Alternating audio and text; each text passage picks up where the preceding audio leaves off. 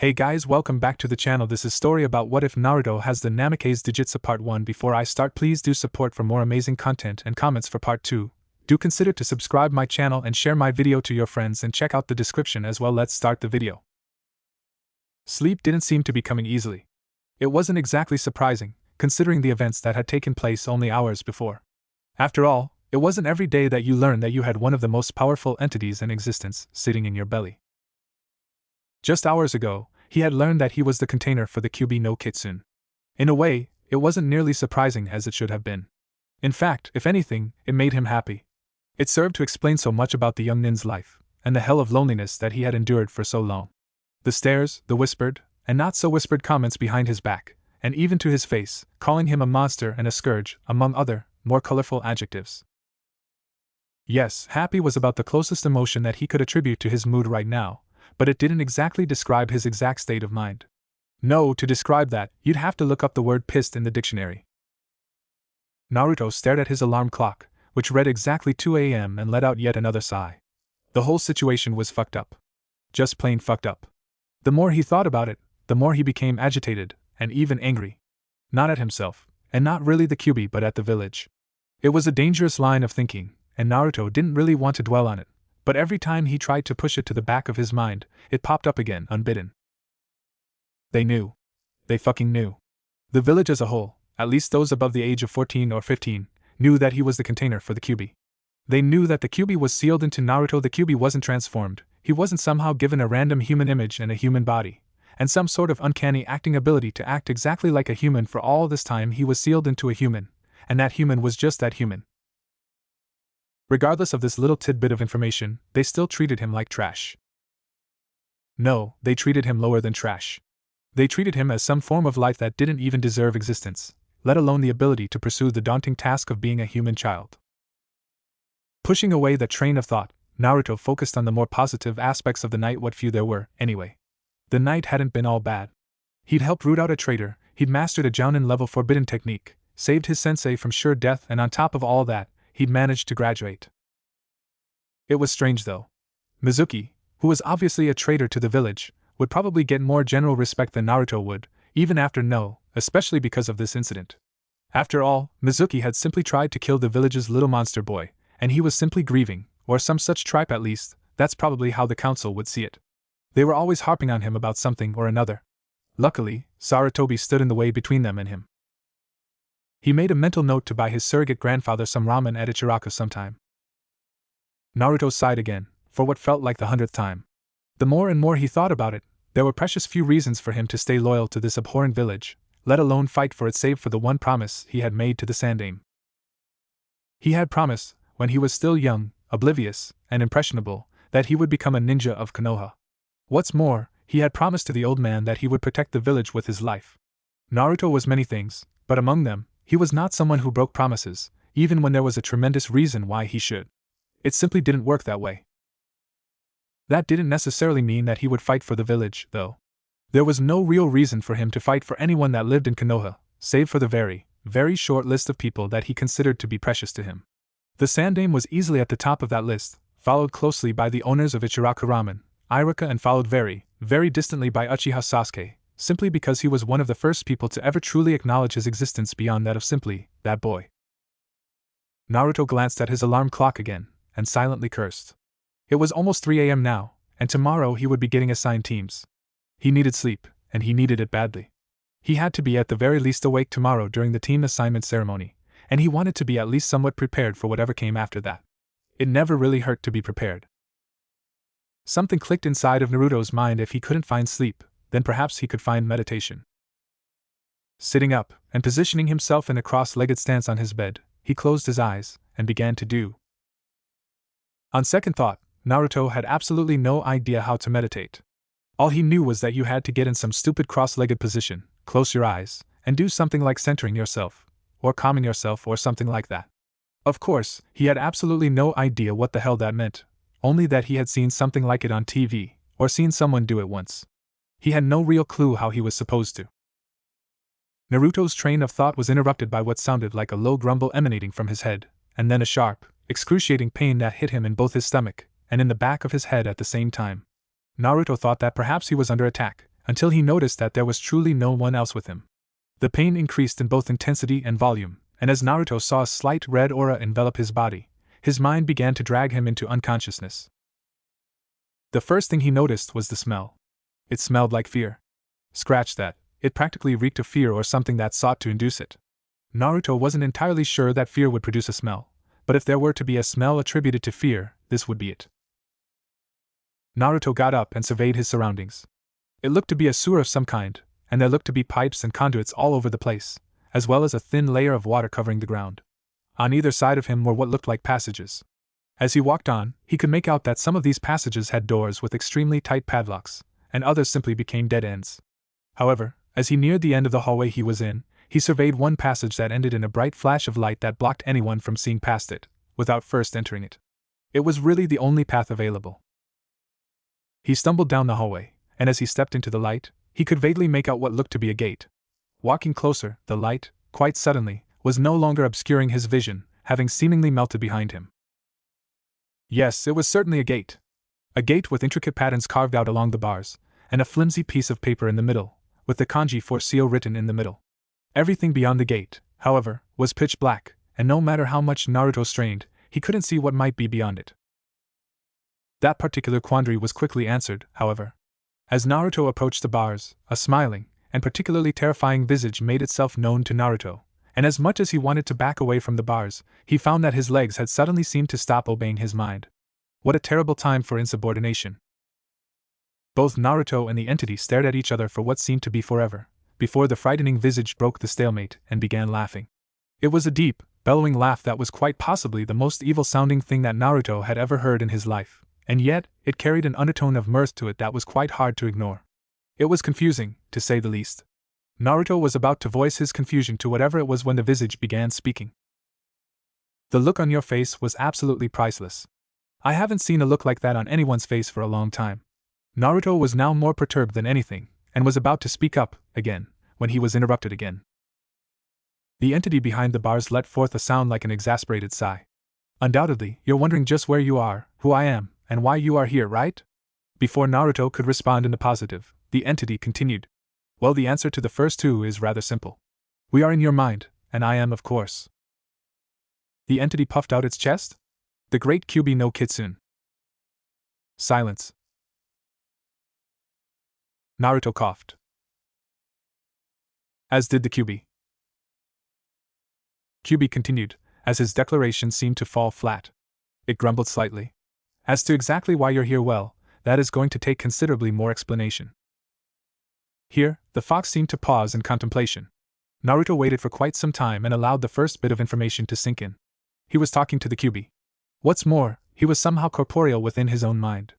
It didn't make a tremendous amount of sense, but he couldn't really chalk it up to being some sort of bad dream or anything. It was too lucid for that, so, for the moment, he accepted the fox's explanation. Naruto waited for the fox to begin again, but when it seemed as though no explanation was forthcoming, he decided to take the initiative, and this time, he was not going to be interrupted. Well? I'm in my mind, and I'm talking to a bastard demon fox. Now, why am I talking to you? Naruto gave the fox his best angry glare, but against something that reeked of malice like this, it didn't really do much. Not to mention the fact that the fox looked even more amused than he did before. Impatient, aren't we?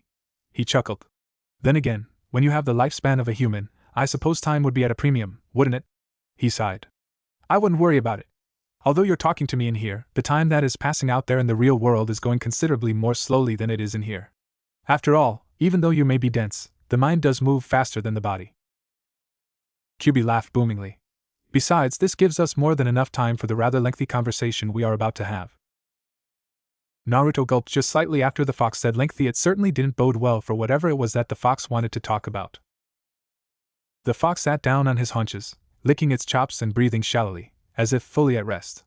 Simply put, now that you actually know of my existence, it's time that both you and I attempt to make the best of this rather unfortunate situation. Before, I had the luxury of being able to simply sleep my days away and plot various dastardly things that I would do when or if I ever managed to escape this horrible prison. However, now that you know I'm here, undoubtedly, you're going to get into a situation where you'll call upon my power, either consciously or not. As such, I propose that we make a deal. Or rather, several deals, regarding my situation, as well as your situation out there. Kyubi leaned down so that his nose was very close to his own. It was intimidating as hell, if he were honest with himself. You see, I know much more about you than you do about me.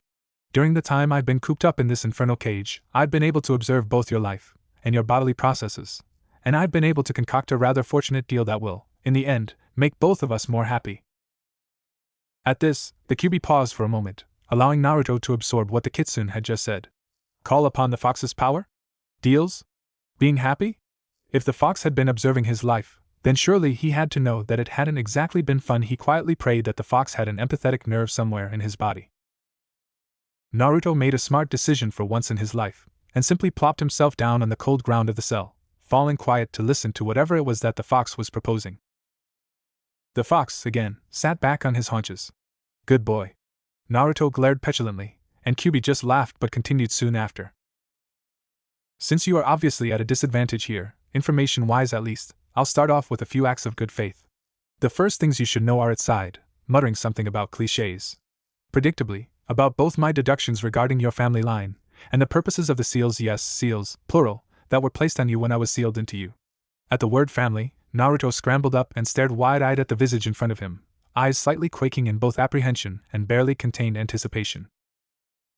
Naruto had wanted to know, dreamed of having a family, or, at the very least, knowing who his family was, for as long as he could remember. It was one of the things in life that he wanted more than anything else, and this fox was willing to tell him who his parentage was, even when others wouldn't. Naruto wasn't entirely sure whether he should be thanking the fox, or cursing those who had withheld the information of his heritage from him for so long. Perhaps he should be doing both. You know who my family was? I'm not going to ask how or anything, but please, just tell me. Naruto was beside himself at this point. He didn't care about any of the consequences. He had to know, and he would give almost anything to know. The fox merely smiled, not a tremendously evil smile either, but one that seemed at least somewhat genuine as a smile from an evil fox demon can get, anyway. Oh, but how I know is as much a part of the story as the information itself is. The fox seemed to contemplate his words again, and then faced Naruto with his normal look back in place. The next words out of the fox demon's mouth, however, were as unexpected as his actions. Understandably, this form I have right now is undoubtedly a hindrance to our continued conversation. Hold on for a few moments, while I slip into something more comfortable. The fox seemed to chuckle slightly at this, and Naruto saw the visage disappear. For a few minutes he simply sat there, his mind a comfortable blank, until something he certainly didn't expect to see walked right back up to the bars of the cage. It sat down directly parallel to Naruto on the other side of the virtual gulf that separated them. She was gorgeous. By any standards of the word, the being that sat in front of Naruto was the very picture of beauty and grace. She had bright, dazzlingly red hair that flowed down to the middle of her back as a waterfall might cascade off of a mountain top. Her skin was a pale alabaster, and her face was a visage of femininity. It gently curved down the sides and sloped perfectly in all the right places. She had whisker marks, just as Naruto did, just thicker, and her eyes were a burning red with vertical, slitted pupils that reminded Naruto very much that this beauty sitting in front of him was the Kyubi no Kitsune. She wore a dark maroon kimono with pink sakura petals adorning it as if they were falling. The kimono didn't show off much, however it served to accentuate her curves almost perfectly, almost as if it were a second skin. This was all accentuated by a bright red, flower-patterned obi tied in a bow in the back around her midsection. What Naruto's eyes were inextricably drawn to, however, was what adorned her neck. What looked to be a jet-black collar was around her neck, with blood-red kanji written on it that Naruto couldn't quite discern from his vantage point. For whatever reason, it fascinated Naruto to look upon it, and only when Kyubi cleared her throat did Naruto return to his senses. Now that he had his senses about him once again, he noticed something else about the girl in front of him. She looked to be no older than Naruto. She was developed, yes, but not overly so, and she was only a few inches taller than Naruto. Her facial features as well as certain curves about her didn't really seem to make her look any older or any younger than Naruto himself. Naruto was now curious. Why is it that you don't look any older than me? I mean, you're like thousands of years old, right? Naruto gave the Kyubi a quizzical expression as he asked the question, but she just scoffed. This time, when she spoke, it was no longer that booming, ethereal voice that she held before, but rather a very feminine, alto-pitched voice that sounded as though she could be any girl of 12 or 13. It still held an undercurrent of something though that made it sound authoritative. I look this old, because this is how old I choose to make myself. I am, after all, a pseudo-immortal being, and I can choose to make myself look as old or as young as I need to be or want to be. It's one of the perks of being what I am. At this, Naruto seemed to gain a look of almost understanding on his face, and adorned what could be construed as a smile on his face. Amazing, who would ever think that the Kyuubi would be a chick? All that destruction and stuff, and the deep booming voice coming from a girl. At this, Naruto began laughing rather hard, and a vein on Kyuubi's forehead grew to epic proportions. She sounded pissed off, but far less intimidating than before. Of course, society would think that it was a male causing all of this destruction after all. That's pretty much all they're good for aside from reproduction. Naruto stopped laughing and gave Kyuubi a puzzled expression. Was that an insult? Yes. Oh, you're not very good at those, are you? You know, I could just boot you out of here, and never tell you what you want to know. Naruto scrambled to his prior position, sitting down quietly, or not so quietly, as it were. What? No. No, keep going, please, I'll shut up. Kyuubi smirked. Good. You're learning. Now, hold still and listen well. The boy did what he was told, and Kyuubi noted his facial expression one of rapt attention and barely contained excitement. She took it as a cue to begin her explanation. As I said before, the reason behind me knowing who your family is, or at least, parent, as I've yet to figure out whom one of your progenitors was, is just as important as the information itself. She began pacing somewhat. When I was first sealed into you, eventually, I noticed that there was a small, consistent chakra drain coming from me that never stopped, or even wavered, no matter what I, or you did. At first I thought it was some sort of function of the seal, trying to get you used to my chakra, but by then, I had noticed that my own chakra intermingled with yours on a regular basis. This smaller chakra drain was the function of something else entirely, and in time, I was able to figure out what it was. The Kyuubi paused only momentarily, to see that the expression on Naruto's face was one of concentration and deep thought. Frankly, the Kyuubi was impressed that he was capable of such feats. Undaunted, she continued. The chakra drain was due to something known as an impression seal. It is an arcane and almost extinct seal that has not been used in a very long time. She tapped her chin in contemplation for a moment. Almost 200 years, if I remember correctly. She shrugged. To be perfectly honest, I have no clue why it was used on you, as it seems almost counterintuitive to do so. Her pacing increased in tempo, as Naruto became even more enraptured, even though she was sure he didn't understand half of what she was saying. Regardless, she continued. Impression seals are used to bind characteristics of one person to another. For example, if say Sasuke's father were to use the impression seal on him, Sasuke would gain almost exact genetic characteristics of his father. His appearance would change, his bone structure would change, all traces of his mother's side of DNA would be completely obliterated from him. In essence, he would become a pseudo-clone of his father. He would still retain some original genetic characteristics, however they would have to be of the anomalous sort to actually qualify not to be wiped from his genetic structure. Here, Kyuubi paused again, to see a tremendously confused-looking Naruto staring back at her. Barely repressing a sigh, she thought up a better paraphrasing than the long drawn-out explanation she was going to give. Basically, Naruto, if your father, let's say, were to use this seal on you, you would look almost exactly like him, and your body would be almost exactly like him, down to the basis functions of your brain and your organs, as well as your chakra. Your mother's traits would be purged from you. At this, Naruto seemed to have comprehension dawn on him, and nodded his head, a bit too dumbstruck to say anything. She sighed slightly at his obliviousness, but kept pacing and thinking and reciting her conclusions. The problem with impression seals, however, is multifold. She counted off one on her index finger. Firstly, since impression seals have to interact with your own DNA, at least at the basis level, the person who used the impression seal, and the receiver of the seal, would have to be the closest of relatives. Father to son, brother to brother, mother to daughter, sister to sister, etc. If the person who used the impression seal is not sufficiently a match with your own DNA, then your own genetic structure will crumble, and… She paused and gave Naruto a grave look, mostly meant to freak Naruto out more than anything. You will die. Naruto's expression paled somewhat at this revelation, and his eyes were as wide as saucers. Again, Kyuubi continued on before any questions could be asked, though inwardly she was satisfied at his terror. Another problem with the impression seal is that it takes a constant amount of chakra to maintain. She counted off 2 on her middle finger. This is due to the way the seal actually works. When a cell in the body divides, normally, it is an exact copy of the cell it just divided from. The impression seal changes that. Whenever a cell divides in your body, the seal uses a small amount of chakra to force the genetic structure of that cell to change to fit the impression.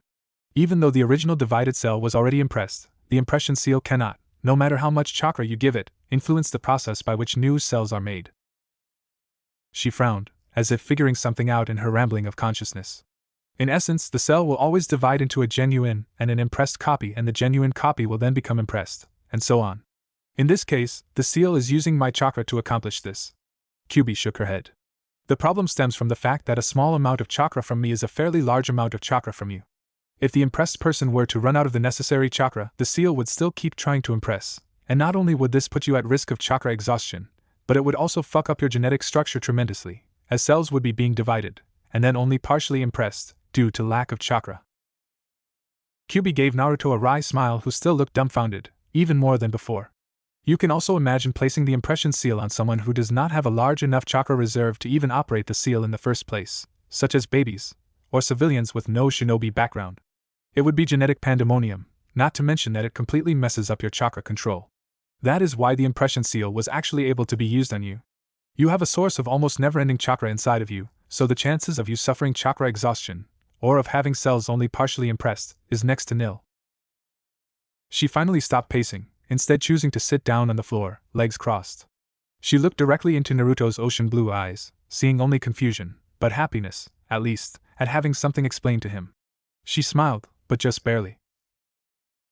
In older days, the seal was used to bind bloodline limits, or kekai genkai, to those children who failed to inherit their family's bloodline limits, and to those parents who gave birth to new bloodlines. The problem with this is that unless the impression seal is put on someone at birth, that person will almost invariably die. After a certain age, a person's body is set in its ways, so to speak. Any attempt to change that, and the impression seal will break down the genetic structure more quickly than the new genetic structure can be implemented. The only way that people found this out was that it never worked to use the aforementioned seal on the aforementioned parents of new bloodlines. In every case, save for one that I can remember, and that was a fluke, the parent died. She leaned back and supported herself with her arms, her face mostly impassive.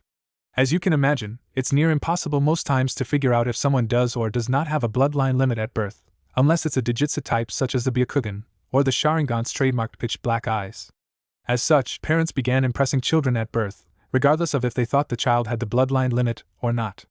The problem with that is that an impressed person cannot reproduce. She waved her hands dismissively, seeing Naruto's semi-creeped out expression. I'll spare you the birds and the bees talk, suffice it to say that it simply doesn't work. If you try to unimpress someone so they can properly reproduce, and it turns out that they don't have the bloodline limit naturally, then, well, you're fucked, aren't you? QB almost chuckled at Naruto's weird expression of being completely lost. She continued anyway. In this, they also found out the hard way that a male cannot be impressed by a female, and vice versa. This meant that if the bloodline limit came from the female branch of a given family, then only females would be able to be impressed. Same with males. You can imagine the shit that caused. After a moment of staring into space, QB looked back down to see what Naruto's overall mental state was like. She sighed. He looked as though he had a mix of confusion, understanding, concentration, and thoughtfulness on his face all at the same time.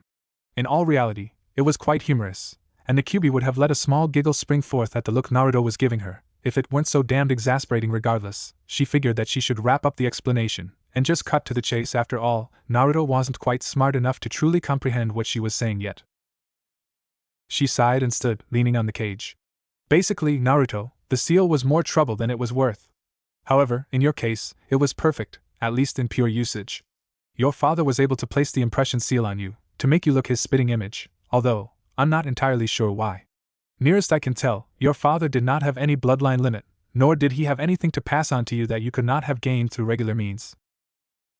She rather suddenly became serious, and Naruto's attention picked up exponentially, even if he was still completely and totally confused. In this case, the impression seal was placed on you just after birth, and considering that you had a multitude of seals placed upon you, the seal had to have been done literally within seconds of the actual seal holding me in, so that it could mesh with all of the other seals, without causing conflicts. Since the only person near you and me when I was sealed was the yondaime, this means that only he could have done this seal. QB crouched down and looked directly in the eyes. They entranced him, somehow. All of this means, the same person who sealed me into you, also gave you your impression seal. Since that person had to have been close family, and male, that leaves the possible relations to a brother, or a father. Seeing as how the yondaime at the time of sealing was roughly 30 years older than you are, it's safe to assume that the yondaime Hokage of Konoha is. She looked as serious as he'd ever seen anyone look. Your father. She stopped her impromptu speech, and was somewhat miffed to see that the expression on Naruto's face was nigh deadpan. She figured that he was simply shocked at the moment, though. Hell, he had just found out who his biological father was after 12 years. Anyone would be shocked speechless by such a revelation. Naruto, true to the Kyuubi's estimates, sat there for what seemed like hours, shocked, completely stunned. The magnitude of what Kyuubi had said lay heavy on his shoulders, and his mind threatened to shut down. One thought, though, was running through Naruto's mind at high speed. The Yondaime was my father. I am the son of the Yondaime Hokage of Konohagakure. He was absolutely oblivious to Kyuubi, who had a slightly concerned look on her face for the blonde container. He didn't even notice himself exiting the Kyuubi's chamber, and blacking out, until unconsciousness claimed him. The Kyuubi simply sat back and let forth a bellowing chuckle within her cage, before stalking off back into the recesses of it. Well, he took that better than I thought. I'll explain the rest of it to him later. Kyuubi simply let forth another chuckle and got to work on her project. When Naruto woke up, he'd be in for quite the surprise. Naruto was floating. It seemed like it anyway. All around him were cogs and various forms of machinery, churning towards an unknown task that Naruto couldn't quite comprehend. One thing drew Naruto's attention. The cogs were beginning to disappear. One by one, the cogs and wheels of the machinery simply crumbled and fell away into nothingness, to be replaced only seconds later by another cog. Except the new cogs looked, they felt they were better than the previous ones. They felt unencumbered somehow, and moved with a more precise rhythm than their predecessors. Slowly, every cog in sight had been replaced by one of the new cogs, and the cacophony of sound that greeted Naruto was deafening, yet comforting. It was a raging tumult of activity, yet it was calm at the same time. It seemed to work better than it had before. Suddenly, Naruto was transported away from the room of machines, and came upon a different place. He was in the middle of a crystal, it seemed, and the light filtering into it seemed to be wrong. The frequency was wrong, discordant. Just as suddenly as he came upon the crystal, he heard a cracking sound and saw part of the crystal's imperfect exterior fall away, as so much unused trash. The crystal was being molded, cut, shaped, perfected, sharpened. The frequency slowly became a gentle hum, and the light focused. The crystal became beautiful, even from the inside, and it seemed to exude a blue-red-violet, almost glow. Slowly, he found that the crystal was placed upon a pedestal in the same room that he had been in before. The cogs churned around him at an even more fevered pace, with an even more calming and dulcet rhythm, and the crystal seemed to glow, giving power to these cogs as they never had before. They became one and the same, crystal with machine, the red and blue glow seeming to harmonize and flow, becoming as a river and a well might parallel, yet different. Throughout it all, there had been a nagging pain, almost as if parts of him were breaking free and another was crumbling. The pain had been necessary somehow, although he couldn't place the reason. He sat and listened to the hum of the crystal, and the sound of meticulous machinery working perfectly within itself. It was comforting. The pain was gone now. He laid back and found himself given to a long and peaceful slumber. Kyuubi smiled. Mind and body, her chakra, and his chakra without the seal, they flowed, they congealed. They worked together. And it was wondrous. Kyuubi felt the familiar calm of Naruto's deep slumber, and waited for the young blonde prodigy to realize the difference. Today would be a good day. Today would be the first day of the rest of the real Naruto's long and prosperous life. Uzumaki Naruto had come to a decision. He hated, despised, absolutely abhorred alarm clocks. They were a bane on all of human existence.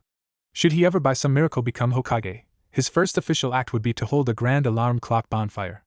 It would be the greatest day in the history of the leaf. More than that, had he just used abhor and bane in a sentence? His sleep-addled brain discarded the notion categorically. Naruto brought his fist down upon his hapless alarm clock, ending its relatively short life with an unceremonious crunch. Feeling oddly satisfied, he threw off his covers and sat himself upright in his bed. That's where he noticed it. Either the bed had gotten shorter, or he'd gotten taller. It wasn't a tremendous difference, maybe 4 inches in total, but it was enough, especially in one night his toes unexpectedly met the floor long before he thought they would, not giving him time to anticipate the cold sensation that would permeate his feet soon thereafter. He allowed himself a small shudder, and then opened his eyes for the first time that day. He had definitely gotten taller. This was evidenced by the fact that the cuffs of his pajama bottoms were now hovering somewhere around the middle of his calves. His pajama top was also unexpectedly short and constraining. What a bother. He resigned himself to finding some ingenious way to get a new pair of pajamas during the day. It would truly be troublesome. Yes, that word fit the situation rather well. Naruto sat up and went about his normal daily ritual in his room. He had gathered the things he needed for his shower, and stepped into the bathroom, when he saw his reflection in the mirror. Immediately, he knew something was off about his appearance. There was simply something that wasn't quite right with it, but his still sluggish brain wasn't quite up to the task of figuring it out, at least, not yet. Naruto stepped into the shower and performed the various acts that one performs in the shower, noting that certain other appendages had grown, along with his unexpected growth spurt last night. He filed that tidbit of information away in a part of his brain that was marked "Do not open until puberty." Stepping out of the shower, he quickly dried himself off, and then positioned himself in front of the sink to brush his teeth. He was now more than sufficiently awake to process information about himself, and he stared at his reflection for a good 15 seconds before he gasped and dropped the toothpaste. His eyes. By God, his eyes were once there had been two cerulean orbs, as blue as the ocean, and just as deep there were now two pitch black, almost pupilless depths. Black. They also seemed to be slightly smaller as well, and he noticed other things now, too. His hair. Instead of the incessantly bright golden blonde locks that had once rested as a mop might on a stick, bad analogy, his hair was darker, bordering on dark yellow, but not quite reaching it. It was certainly darker and longer and unruly. His face had elongated, that much was absolutely certain. It was slight, no more than a few centimeters or so, but he didn't really know if he could place the look. It was harder, more edged. Older. His whisker marks, which had been there since as long as he could remember, were now even more refined than they were before. They seemed thicker, and instead of simply being black streaks along his cheeks, they were now clefts along his cheeks, extending back and thickening slightly as they reached his jaw line. The whisker marks, along with two slightly longer canine teeth in his mouth, gave him an almost animalistic appearance, like a. Naruto became quite angry. He looked more like a fox. It wasn't that he didn't like the look, far from it. But he was already fucked over from the villagers every day for being the damned incarnation offer. Looking even more like a fox probably wouldn't help things. He forced himself to brush his teeth and perform the other morning rituals that needed doing in the bathroom, and then marched into his room, immediately calling out in his mind, hoping that his tenant could hear him. "You fucking fox! What the hell did you do to me?" Silence for a moment. "Answer me." A yawn, almost. What OG morning to you too, sunshine." He actually growled, something he wasn't aware he could do. "I'll ask one more time. What did you do to me?" Naruto heard her scoff in his mind. "Geez, if I would have known you would develop this type of attitude, I would never have done you the favor of removing the impression seal in the first place. Ungrateful cur." From angry to stunned in a half-second. "Wait, what?" There were a few seconds of silence, and what sounded like an exasperated sigh. He got the distinct impression she had just face-palmed. "Why do I even try? Look, I removed your impression seal. It took some doing, but I managed it. The impression seal was the only seal directly connected to my chakra without a buffer to prevent me from simply flooding it with my chakra and breaking it. I have a feeling that it was designed that way on purpose, but I'm not going to look a gift horse in the mouth." A deep breath.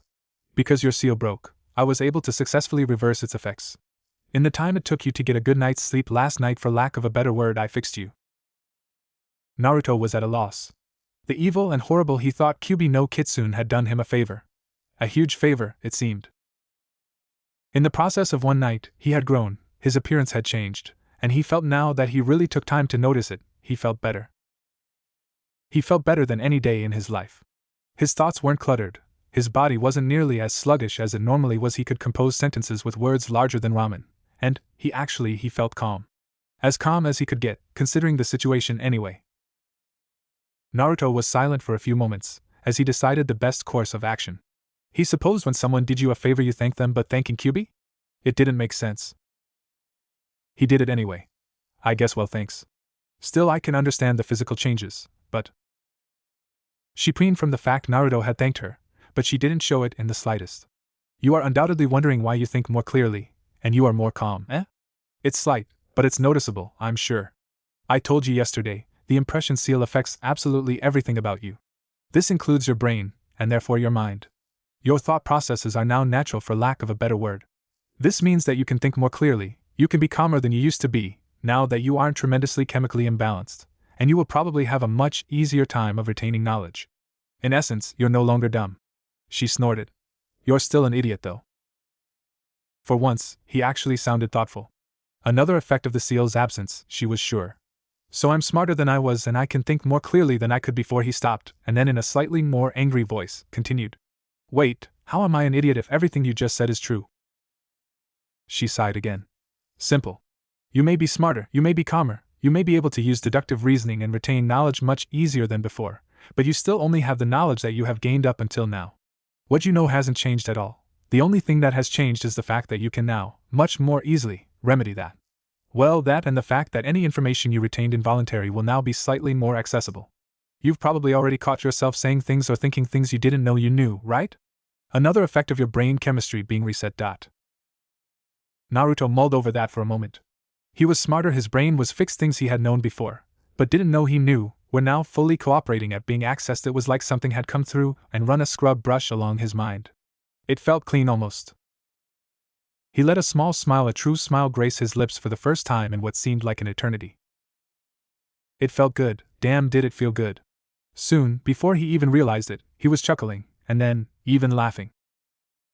He was happy. He wasn't short anymore, he looked better, at least in his opinion. He was unencumbered.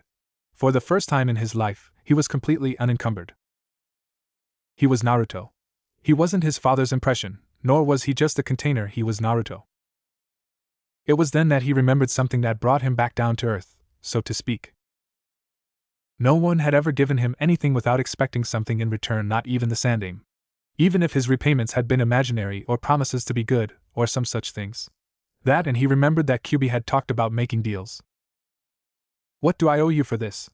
You said we were making deals, is this one of your acts of good faith, or? Kyuubi chuckled slowly, but without any real malice. Heh, see, you're already smarter than you were. What I want is relatively simple. I want out. His expression and demeanor hardened faster than he thought possible. No. No fucking way.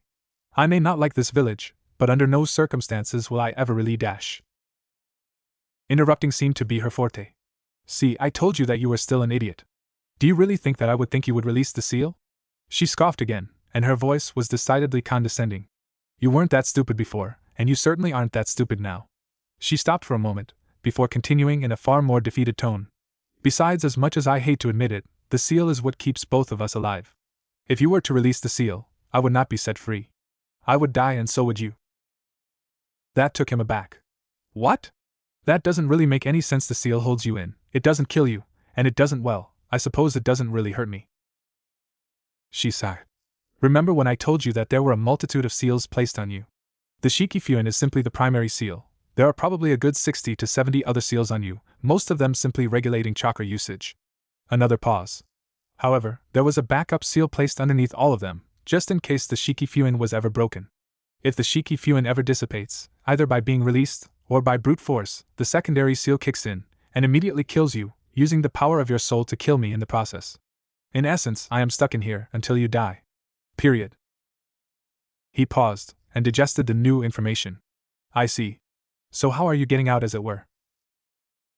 Naruto noticed Kyuubi's voice become almost hesitant, but still determined. Did they ever teach you about summoning contracts in the academy? He gave what amounted to a mental shrug. I remember it in passing just a little bit though. You sign a contract with special animals, and in turn you get to summon them to you for battle or whatever, something like that. In turn, she mentally nodded. Essentially, yes. You sign a contract with a certain type of animal, ranging from slugs to toads to bears to, well, there are lots of them. One of them is with, well, me. With the kitsune, more specifically. Considering that I'm the most powerful of the kitsune, I hold the contract. What I want you to do is quite simple, sign it. By doing so, you'll be able to summon my consciousness from here into either a kitsune form, or even into human form that I showed you earlier, even though I'll be able to change my form at any time, given the circumstances, of course. She immediately felt him tense up. With an almost impatient note to her voice, she sighed. Note that I said consciousness, not my body. You will be able to regulate exactly how much power I have at any given time. He relaxed, but only slightly. She figured he needed a full explanation. You remember that collar you saw on my neck when you were your mindscape? This is directly related to that. There is a seal on me that assures that if my consciousness were ever to escape the seal, that it would be directly tied to your own. In essence, it's a collar and a leash, which you hold. I'm only as powerful as you allow me to be, and I only do what you let me. After a short pause, her voice took on an annoyed, embarrassed, and decidedly angry tone. It's humiliating to be subservient to such a human as yourself, but I don't have a choice, now do I? There was a decidedly long and pregnant pause, during which Naruto seemed to be thinking rather hard. Kyuubi waited with bated breath. Well, I suppose it's okay. I trust you, I guess. It was Kyuubi's turn to be taken aback. You trust me? I'm the Kyuubi no Kitsune. I'm the reason why you're hated and lonely. I've killed tens of thousands in the time I've existed, including your father, and probably your mother, and you trust me? Excuse me, but I find that a tad hard to believe. You're not supposed to trust me, not at all. Another mental shrug, but this time, accompanied by a general sense of seriousness. I don't really have a reason not to. You're one of only a handful of people that have ever done something nice for me. I mean, in the course of one night, you've, for all intents and purposes, completely made me into a different person, and a person that I think I can like being. You've earned at least a modicum of my trust for that much. He paused again but continued with a more subdued tone. Besides, all those things you mentioned up to and including the possible killing of my parents, are completely in the past. I can't change them, just as you cannot escape this seal. With a far more exasperated sigh than any he'd ever heaved, he put his head in his hand and rubbed his temples. I still do hold a small amount of resentment, I guess, for the death of my father, but you're being punished for your crimes already, right? And the fact that you're willing to help me simply solidifies the thought in my mind that you're worthy of maybe a second chance, I guess. Kyuubi was once again completely taken aback. The fact that Naruto trusted her was almost unbelievable. The even more shocking fact that he believed her worthy of a second chance was absolutely beyond her realm of rational thought. He knew what she was, he knew what she had done, yet this one act of kindness that she had given him. She let a small smile, a true smile, form on her lips. Perhaps living with this boy wasn't going to be such a harsh existence after all. This was her punishment for her crimes, and she, at this very moment, came to accept that. This time, it was her turn to thank him. Her voice was much more human. Thanks. That really means a lot to me. I suppose since you trust me, and I trust you a little, we can work together on making our lives a little bit more livable, eh? What passed for a ghost of a smile formed on Naruto's lips. Sure. As long as you answer me one question. She raised an eyebrow. Okay? What did you want to know? Naruto flopped on his bed, staring at the ceiling. I've been thinking. My appearance, it can't all be from the impression seal.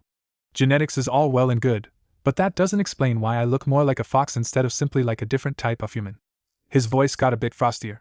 You're keeping something from me, and even though I trust you, I want to know what it is. After a small silence, he heard her grumble. Shit, I knew that you getting smarter was going to be a double-edged sword for me. Fine.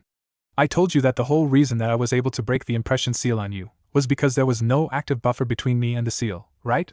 I was simply able to flood it with my chakra and break it. However, there was a bit of an unintended and unforeseen side effect. While there wasn't a buffer connected to the impression seal, there was a suppressing seal connected to it. She sighed. The suppressing seals, yes, again, seals, plural, are directly connected to my own chakra capacity. There are 30 of them present within the Shiki Fuin over seal. Each of them holds back exactly 1/30th of my own power from completely intermingling with your own. When the one connected to the impression seal broke, that suppression seal also broke, and gave you your first real taste of my power. Because of this, you were irrevocably changed. You gained certain attributes of mine, and the greater majority of those just happened to be physical manifestations of a fox. He sounded inordinately surprised. So wait, whenever you release these suppression seals, I'll look more like a fox every time. Her voice got harder, as if to dissuade him from getting angry. No. In this case, there is a major difference. My chakra, when intermingled and fused with your own, can only change you so much. Only in cases where I force my chakra into you, or you force it into yourself of your own volition, will your appearance change more towards that of a fox. It's the difference between absorption and transference. This is as far as my own chakra is going to affect you, as long as it's actually your chakra, and not my own. He tapped his chin. He actually tapped his chin, like someone trying to be all-intelligent. Kyuubi rolled her eyes. Interesting. I suppose I can live with that. His voice got happier, and he actually smiled. Besides, it makes me more powerful, right? And my whisker marks look badass now, not just cute, as I've been told before. That's always a good thing. Kyuubi, in his mind, just shook her head in annoyance, but with a small smile. Naruto continued unabated. Anyway, I believe we were discussing the summoning contract. When do you want me to sign it? Or a better question, how exactly am I supposed to sign it? She mentally shrugged again. Pretty simple. Since I'm the direct holder of the Kitsune contract, you simply come into your mindscape, and you sign it. Easy as that. A pause. Then a short chuckle. But right now, we don't have time for that. We've used enough time talking here. Next time, remind me to use the mindscape for our little conversations. They're going to get long and tedious otherwise. On an impulse, he looked at the clock and went wide-eyed. Shit! It's almost 8. I have to be at the academy in like 15 minutes. Damn it! Naruto broke off contact with the vixen, and hurriedly went to fish his attire out of his pile of clean clothing. With a groan after a moment, he realized that his normal orange attire was not going to fit him. It was already almost too short for him as it was, and with this newest growth spurt it would be like putting on a damned clown outfit. Not that it didn't look that way already, but… He threw open his drawers and closet, desperately looking for something, anything that would fit him. After a few minutes of searching, he finally came upon it. It was a gift from Sandai Maji, almost 2 years ago. At the time, Naruto had truly questioned the Hokage's sanity. However, the Hokage had simply told him at the time, "You'll grow into it," and then had laughed for a while before buying Naruto ramen, making him conveniently forget all about it. Naruto was now thanking his grandfather figure profusely in his head. It was a pretty simple outfit, just a maroon tank top combined with black cargo shorts. Naruto quickly put them on, along with his forehead protector and shoes, which thankfully still fit mostly, and stared at himself in the mirror. The shorts and the shoes fit, as did the forehead protector. However, the tank top was so damn tight that it became form-fitting. Naruto sighed. It was the only thing he had at the moment, so it'd have to do. He quickly grabbed an energy bar. Contrary to popular thinking, Naruto has things other than ramen in his cupboards, and shoved it successfully down his gullet before he burst out the door. Oh, this morning was starting out just wonderfully. First, her favorite outfit had been in the wash, so she had to wear her second favorite outfit to one of the most important days in her shinobi career, and then, by some fluke, she had managed to meet up with Ino-Pig on the way to the academy. Couple that with the fact that her outfit was now getting scuffed up due to the unofficial race that she was having with the pig, and her morning was turning out just perfectly. Haruno Sakura had dreamed of this day since she was a little girl. The day that she would finally become a bona fide genin, and by doing so, win over Sasuke-kun. It was supposed to be a day without the interference of Ino-Pig, and a day without having to wear anything less than her best. She had worn her best makeup, and even used her most advanced combing technique to hide at least some of her huge forehead. She sighed internally. She supposed that fairy tales simply weren't meant to be. But of course, she would still win over her Sasuke-kun. She was now neck and neck with Ino, and almost running towards the academy. They came upon an intersection, and for just a split second, in true anime style, time seemed to slow for just a moment as a red and black blur made its way into their field of vision. He was tall for his assumed age, easily taller than Sasuke by at least a few inches. His darkened, shaggy yellow-blonde hair flowed in an almost fur-like way as he ran at a breakneck pace, and his face held a pseudo-mature and animalistic look that they noticed was bringing many forms of blushes out on women adjacent to them on the street, along with a fair share of smirks and outright glares from the male population. The tank top on his upper body was obviously too small for him, but it showed off his lithe, muscular features and his bronze, tanned arms in all their male glory. In a word, that was just what he was, masculine, the very picture of the word. And he was hot, if inner Sakura had anything to say about it. But one thing stood out above all other things as a defining feature about the blonde Adonis that was before them. He had 3 dark, fox-like whisker marks running along each cheek, which served to only heighten his animalistic and masculine appearance. And only one person that Ino and Sakura knew had those whisker marks. Again, in true anime fashion, time seemed to return to normal just as the red and black clothed boy bounded off towards his unknown destination, leaving a stunned and slightly blushing Ino and Sakura behind.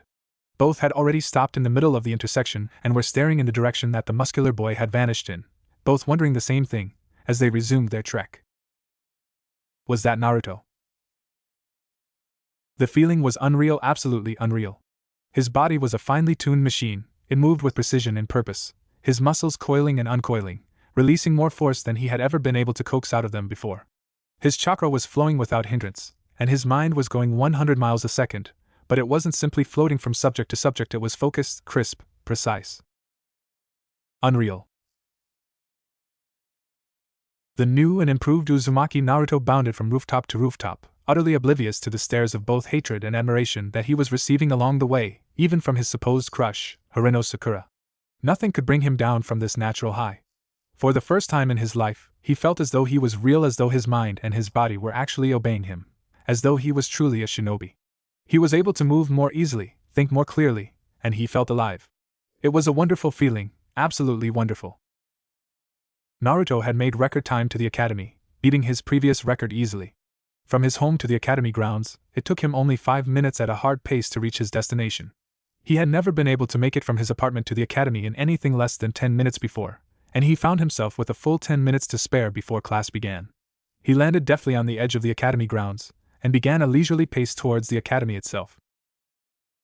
By the time he had reached the classroom, he had become slightly unnerved by the stares he was getting, and wondering if perhaps it might have been a good idea to cover up his face somehow before he came here. Naruto cursed slightly under his breath. He would have to see if he couldn't get himself some sort of face mask or something before the day was over. He was internally glad that the stares weren't of hatred or derision, but they were stares nonetheless, and Naruto had an understandable aversion to them. Naruto walked into the classroom with his hands in his pockets and his face down, hoping to somehow hide his face from prying eyes, and as silently as he could, he made his way to his favorite seat in the room, which coincidentally was only one seat away from Sasuke.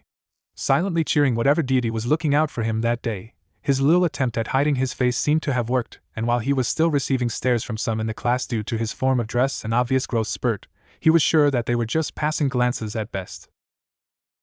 That was, until a certain hidden genius decided to engage him in conversation. Naruto, this meeting is only for those that passed the Genin exam. You're not supposed to be here. From a passing glance, Shikamaru looked as though his expression was more confused than arrogant or derisive. Instead of actually responding, Naruto simply raised his head up slightly and pointed at the forehead protector, silently praying that it didn't give Shikamaru a good enough view of his face to actually cause him to actually comment on it. The deity that had been watching over him that day, at that moment, apparently chose to forsake him.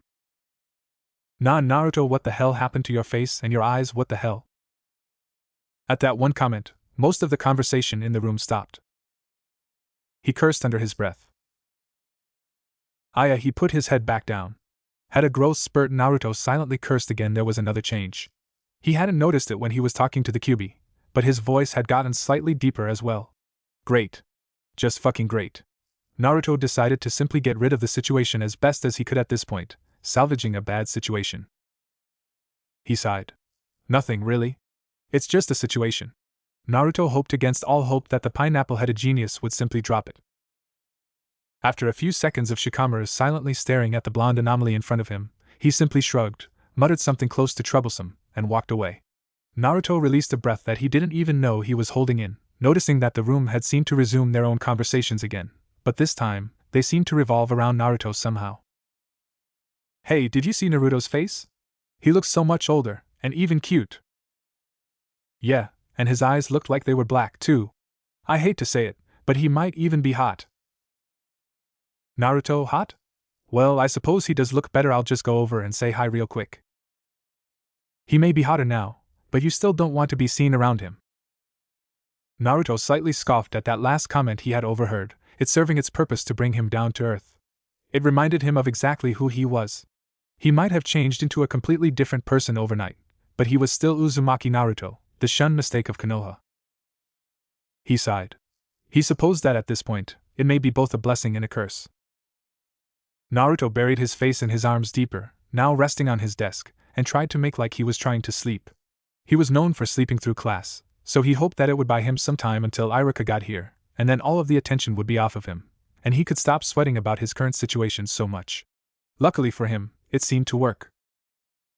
As if the gods heard Naruto's plea for a distraction, Sakura and Ino burst in the door in their typical loud fashion. Ha! Take that, Ino pig! I got here first. Fat chance, Forehead-chan. My foot was obviously ahead of yours. I get to sit with Sasuke-kun. Like hell, pig! I'm going to sit with Sasuke-kun. Neither of you will. I am going to sit with Sasuke-kun. Naruto almost groaned. It was like this almost every morning. Sakura and Ino would burst into the classroom, both arguing about who would be the one to sit with the raven-haired target of all women's affection, and then that would get the rest of the fan club riled up, and soon almost all of the girls in the room would be at each other's neck, trying to vie for the precious seat right next to Sasuke's. It was something that most of the guys in the room had gotten horribly used to, and by now, were able to completely tune out. Eventually, Sakura won the little shouting contest, and marched over to where Naruto was sitting.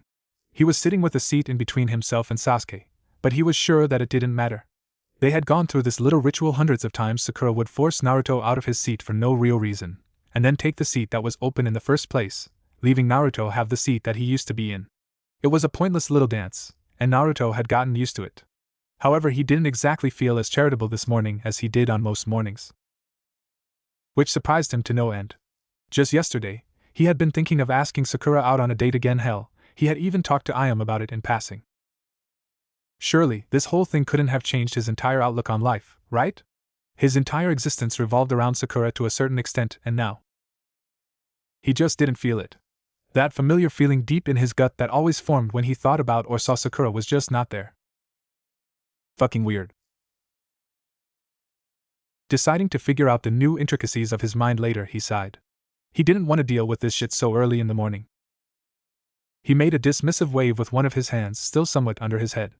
Without intending to, he growled, "Sakura, take the seat, and leave me be. I'm not in the mood this morning."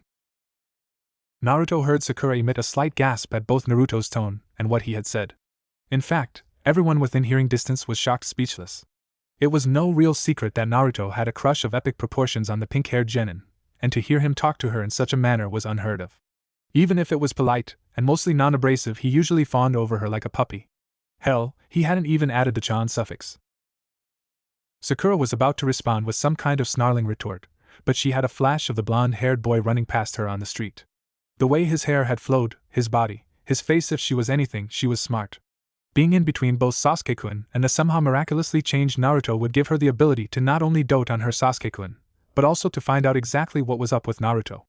After all, if he really was as hot as he had looked out there, then maybe she could set him up with Ino or something to get her mind off of her Sasuke-kun. One-track mind. When Naruto heard no response from Sakura, he raised his head ever so slightly to find, to his never-ending surprise, that Sakura had done exactly what he asked of her. Naruto mulled on this for a moment. Perhaps it was better to be feared than loved. His previous attempts to win her over were fruitless, and he had been as sweet as honey. Just one application of moderately applied gruff and force had cowed her. It wasn't necessarily fear, but girls were fucking weird. He stored that particular piece of contemplative inner monologue away and spared a glance at the pink-haired girl to his left. He saw her glance in his direction, and it looked as though she was just about to open her mouth to ask a question, when the all-too-familiar presence of Irika burst into the room. "Everyone sit down and shut up." This, of course, got exactly the response Irika wanted. When Irika used that particular tone, he meant business, and the kids in his classes just somehow knew not to fuck around. Naruto got an almost imperceptible smirk on his face. Irika may be soft-spoken most of the time, but when he got pissed off, watch out. The Chunin set his small bundle of class materials down on his podium and surveyed his students. "Better. Now, if you're here, that means that you've passed the Genin exam. Congratulations. You've just begun your foray into the world of being a shinobi, and things are only going to get harder from here." Naruto tuned Irika out for a few minutes, just barely hearing him give some sort of speech on responsibilities and hardships that they would now be enduring for the good of Konoha or some such thing. Naruto smirked to himself for a moment. The thought of him doing something for the good of Konoha was almost laughable at this point. He allowed himself to drift off slightly, but he immediately perked up at the mention of team assignments. They went through a few teams, skipping over a few numbers, because those teams already existed, until Naruto heard his name called. Team 7. Uzumaki Naruto, Harino Sakura. At this, everyone in the room expected Naruto to jump for joy, and Sakura to groan in disappointment. However, everyone was shocked, even Irika, at hearing Naruto curse not so quietly, and at seeing Sakura blush and look at Naruto fleetingly. Before any meaningful gossip about the coming apocalypse could start, the third member of the team was called. And Uchiha Sasuke. A sense of normalcy reigned in the room once again, at seeing Sakura jump for joy, and Naruto curse even louder. Naruto may have thought Sasuke was an okay person, but it didn't change the fact that he was a stuck-up, arrogant bastard. Being forced to be on the same team as him was going to be troublesome. Really, really troublesome. Kami, he was turning into Shikamaru. After a few more minutes of incessant drawling done by Irika, people began to filter out of the classroom for a lunch break. Naruto took this as the perfect opportunity to disappear for a while. After quite a few people had left, he made a slight jog for a window, and just as he was preparing to jump out the window, he felt a hand on his shoulder. He should have figured. Irika would want to talk to him, wouldn't he? Of all the times for Irika to be a mother hen. "Naruto, I noticed that you're not exactly yourself today? Is there anything you need to talk about?" The Chunin became somewhat meeker, but mostly just dropped the level of his voice. "I mean, With what happened last night and all, Irika seemed to trail off slightly, trying not to mention too much in a public environment. Naruto sighed slightly. If anything, Irika was consistent. He supposed that it wouldn't hurt to tell Irika what had happened in the time betwixt last night, and now, after all, Irika was almost a brother-father, something like that, to the blonde-haired boy. He sighed and hung his head slightly. Irika-sensei, there's a reason that I'm not exactly myself today.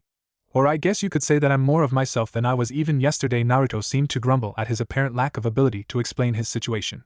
He needed to take this elsewhere. Do you have someplace we could talk for a bit? Naruto resisted the urge to turn around and show Irika his face. It wouldn't do to have Irika freak out in the classroom. Does it have to do with? Irika's voice took on a positively chilly tone. Him?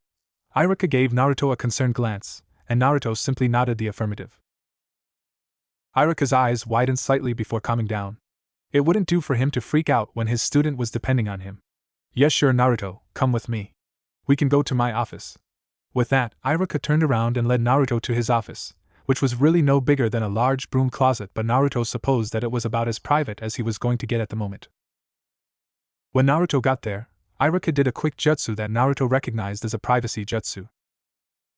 He really needed to learn that one. Deciding to get it over with a sigh, Naruto brought up his head to face Irika, and just as expected, Irika gasped and began throwing a bevy of questions at him. Naruto? What happened? Your eyes, your whisker marks, your face, what exactly happened? The Chunin's eyes narrowed. What did the Kyuubi do? Do we need to go see the Sandaime? If it was a villager, He'd been in this situation before. Irika being too overprotective of him, and almost panicking at something. Irika-sensei. Calm down for a sec, I'll explain everything. He sighed and rubbed the bridge of his nose. Yes, the Kyuubi did something. Yes, I should probably go see the Sandaime at some point. No, the villagers haven't done anything today. Naruto grumbled again and rubbed the bridge of his nose harder.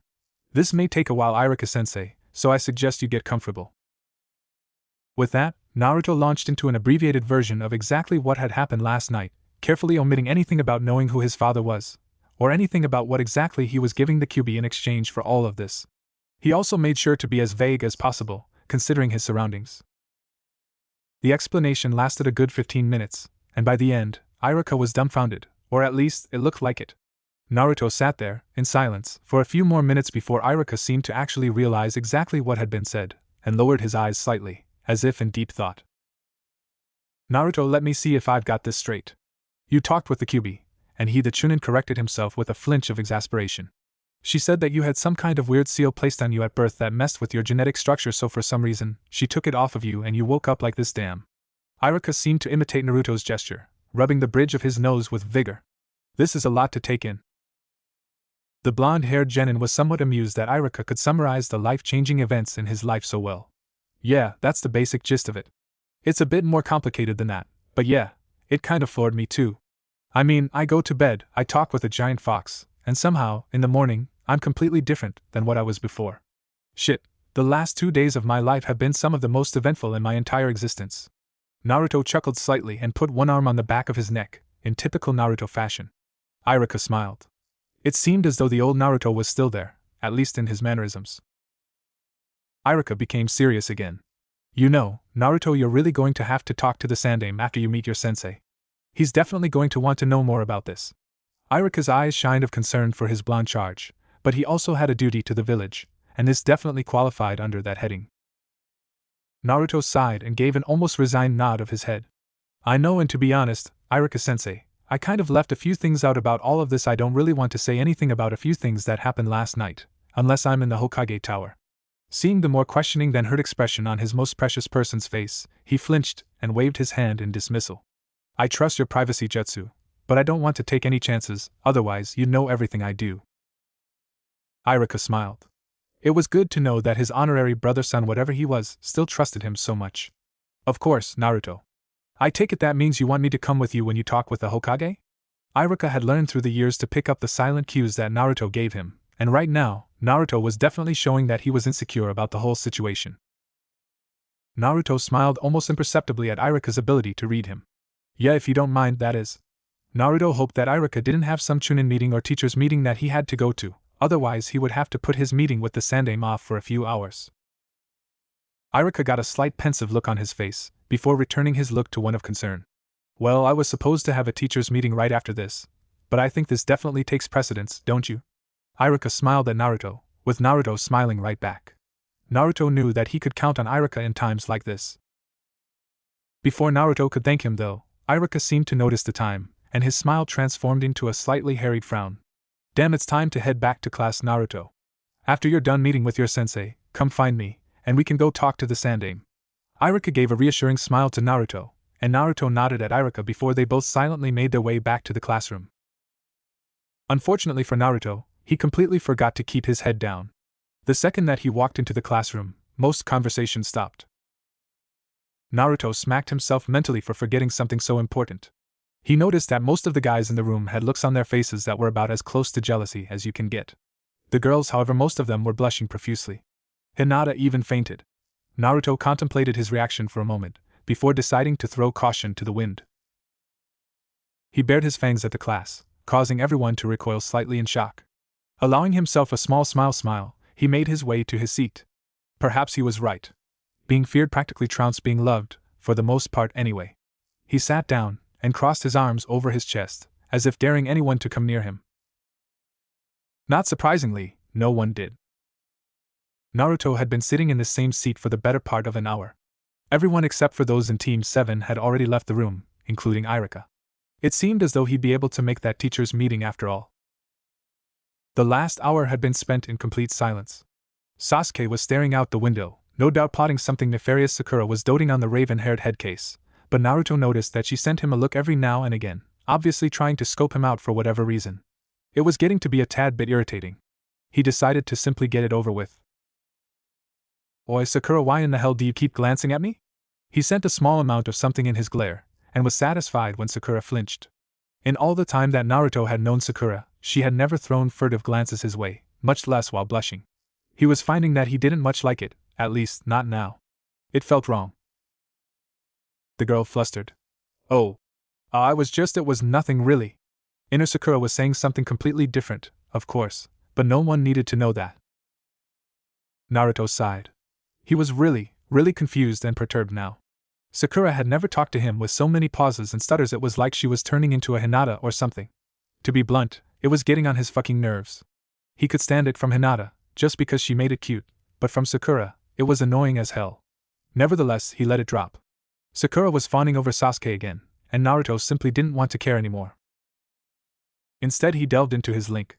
Well, Fox, it looks like we have some time to kill. Why don't I come in and sign that contract real quick?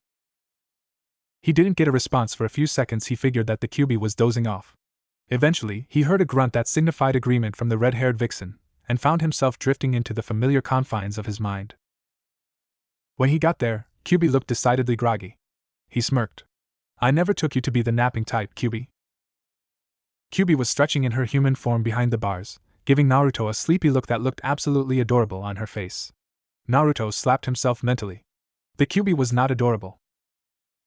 The well-developed 13-year-old looking kitsune sent him a glare. I don't have much to do in this accursed place except for nap. Naruto's smirk grew. Fair enough. He put his hands in his pockets and put on a very nonchalant attitude. Whatever, where's that contract you want me to sign? He saw the QB march back into the confines of her cage, and when she came back out, she was holding a large scroll, which she unceremoniously tossed to Naruto outside of the cage. Here. Unfurl it, find the first open space, and then sign it in your blood. And save the questions as to how do I have blood in my mind, suffice it that you do, and leave it at that. Naruto almost smirked again at QB's last comment, but he did exactly as she asked, and passed the scroll back to the vixen. After Naruto got done sucking on his thumb for a moment, getting the bleeding to stop for long enough that it completely healed, he turned his attention back to QB, who was giving him a strange look. He decided not to think much on it. Right then, so how's about giving me a rundown of what exactly that means, other than you getting your own bit of freedom? Naruto was genuinely curious about what exactly he could do with the contract, aside from summoning QB. She just shrugged and yawned. As far as I know, it's fairly simple. You do some of your arcane hand signs, offer up a small sacrifice of blood and chakra, before then performing the Kuchios no Jutsu to summon either myself, or those of my kinfolk. Depending on the amount of chakra that you use for the summon, you'll get anything between a freshly born kid and a fearsome eight-tailed fox to aid you in battle, or to do whatever it is that you need them to do. She gave him a pointed look. To summon me, all you need to do as far as I know is to simply think of me when you attempt the Kuchios. Because I'm already on this astral plane, summoning me only requires that you have enough chakra to communicate with me, no more, no less. Naruto was slightly miffed. He thought it was something a bit more grandiose than simply hand signs, blood and chakra. He was also miffed by the fact that Kyubi had said, as far as I know, how on earth did the great Kyubi no Kitsune not know how this worked? He decided to call her on it. Right, that makes sense. Why did you say, as far as I know, though? Don't you know how the jutsu works? Kyubi looked almost sheepish for a few seconds before replying. I've never really had a need to learn any of your human jutsu. Hell, I've never even used this summoning contract before. I only know the details of the jutsu used for summon because I had it explained to me once. She waved one of her delicate, white hands. Remember, I'm a 50-story tall 9-tailed fox. If I need to fight, I don't need to use your pathetic human jutsu. All I need to do is use one of my tails, or my massive chakra stores. She gave him another pointed, if slightly less intense look. For this whole thing to work, you're going to have to find someone who knows the hand seals of the Kuchios, as I never took time to learn anything about your human hand seals. Naruto let this sink in for a minute before getting an almost morose look on his face. So that means that you won't be able to teach me anything? Shit. He was genuinely disappointed at that. Not only was he hoping that the Kyubi had some kick-ass jutsu that he would be able to learn, but it meant that the Kyubi would have no real need of him anymore, other than as a jailer. Naruto didn't like the fox, of course who'd like her, but she was still company, and one of the few real friends that he had. He was using a rather loose definition of friend. Kyubi, on the other hand, was snickering behind her hand at the blonde Jinchuriki. It turned into a full-blown laughter, and Naruto was looking at her with a mix of confusion and irritation. Before Naruto could berate her on something though, Kyubi dispelled his fears. She leaned on the bars, pressing her considerable breasts into the gaps, giving him a rather interesting view. On the contrary, I may not know your human jutsu, but what I do know is so much more valuable. She laughed almost conspiratorially. I'll save you my life story, but suffice it to say that I've traveled this world hundreds of times over in my lifetime, and I've learned quite a bit. As usual, when she was giving a lecture of some sort, at least, he thought it was usual, she began pacing again. For example, a few hundred years ago, I learned a sword style that I fully intend to teach you. I also learned about human biology, anatomy, and chemistry, and due to the fact that I have almost unlimited chakra, I know more about chakra control, manipulation, and raw usage than almost anyone on the planet. I'll be able to teach you plenty, kid. The only thing I won't be teaching you are your human jutsu. Her expression and voice softened. Remember, we told each other that we would work to make our lives better, and I fully intend on doing just that. Naruto just stared at the Kyubi for a few moments, before a face-splitting grin made its way onto his face. If anyone had told Uzumaki Naruto even 2 days ago that he would be learning biology, anatomy and chemistry, he would have given them a sour face and told them off with some choice expletives. Now, however, he was ecstatic. The possibilities were nigh endless. With what little he actually knew about them, he could only imagine what he could accomplish. Poisons, explosives, medical techniques, all would be at his fingertips. The prospect of it all was enough to make Naruto giddy. He jumped up to the cage and put his hands on the bars, getting in Kyubi's face. She took a few steps back, startled. I'm sorry I ever doubted you. Just think. Poisons, explosive mixtures, and the ability to kill so much more easily, a wish come true. Naruto cackled gleefully for a moment, even going so far as to dance around in excitement before realizing exactly what he had said. He had never killed before in his life, however the prospect thereof was quickly becoming somewhat anticipatory, to say the least. Before Naruto could voice his unasked question, the Kyubi, as always, decided to answer it before he vocalized. Righting herself from her momentary sudden surprise, she gave him a smirk. You're wondering why it is that the prospect of killing entices you so, eh? I told you that a suppression seal was torn asunder when I broke your impression seal, allowing some of my chakra to mingle with your own without any sort of hindrance. This is the basis of at least some of your changes, both mentally and physically. Your growth spurt, as well as a slightly more primal mindset, is just one of the many perks of having ultra-potent chakra such as mine mixed with your own. She sauntered up to the bars again, leaning on them again with her breasts pressed through the gaps. In short, you became more bestial than you were before, and this includes a higher sense of bloodlust. This not only carries into battle, but into— she glanced downwards for a moment, before smiling and looking back up. Other facets of your life as well. I don't think you'll really care about that, however, until you reach a few years older than you are now. Naruto allowed himself a slight pause to let that bit of data soak in. He had become a bestial. Indeed, he might come to like this little change in himself. The ability to lose the regular human inhibitions in battle could be quite convenient. He filed the last bit of data that Kyubi had given him into the do not open until puberty file within his own mind, even though he had a good idea what exactly the Kyubi meant. More questions bubbled to the surface about the little agreement, however, and he decided to get some answers. This is all well and good, but there are a few things here that don't make sense in the slightest. If you don't know any human jutsu, why is it that you know so much about seals? Furthermore, why is it that you know a sword style, when you have absolutely no need for it? Quite a bit of what you are saying is contradicting yourself. Naruto gave the Kyubi a thoughtful look, and crossed his arms over his chest. Said Fox chuckled slightly, and gave a dismissive gesture with her arms. I know about seals, because I have studied them in great length. I said that I never had use for your human jutsu, and seals are not really jutsu in the simplest sense of the word. Seals are used extensively, both by humans and by those where I come from. They're the lifeblood of planar travel, and also the medium of some of the most powerful chakra-enhanced blood rituals ever performed. As for the sword style, Kyubi trailed off for a moment, getting a faraway look in her eyes, before she seemed to take on an almost nostalgic look. A few hundred years ago, I met a rather interesting human. He had ideas and knowledge that were far ahead of his own time, and because of it, he was treated as an outcast. In order to spend more time with him, I agreed to learn his particular sword style. She seemed thoughtful for a second more, as if wondering how to proceed, and then she spoke once again. His style, if you can call it that, is one of the most ingenious and enlightened styles of deadly movement that I have ever seen. It is known simply as Ryudo, or the flow. The thing that differentiates this particular style from all others is the fact that instead of having to memorize hundreds of complex and utterly useless kata, one simply learns how to move. The basis of this style revolves around the user becoming the very essence of water. Kyubi took in Naruto's pensive look and noticed that he was absorbing this information as though his life depended on it. She smiled. He would indeed be a good student to teach. She went into lecture mode again. The nature of water, in and of itself, is the most versatile nature that any one element has. It can both create and destroy. It can move silently and under the surface, or devastatingly, and with no regard for its surroundings. It can be as deep and unseen as an aquifer, or as obvious and torrential as rapids. It can flow around an object, wearing it down to nothing in a period of hundreds of years, or it can crash upon that object and obliterate it within seconds. It is a contradiction unto itself, and yet it is the very basis for both life and death of any one living being upon this plane of existence. Kyubi noticed that Naruto was now even more entranced than he was before, and that he had an almost unquenchable eagerness in his eyes that was simply waiting to be unleashed. Kyubi smiled even wider. The kid had no idea what he was in for. The way that this translates into a fighting style is absolutely ingenious. The user of Ryudo becomes that very nature.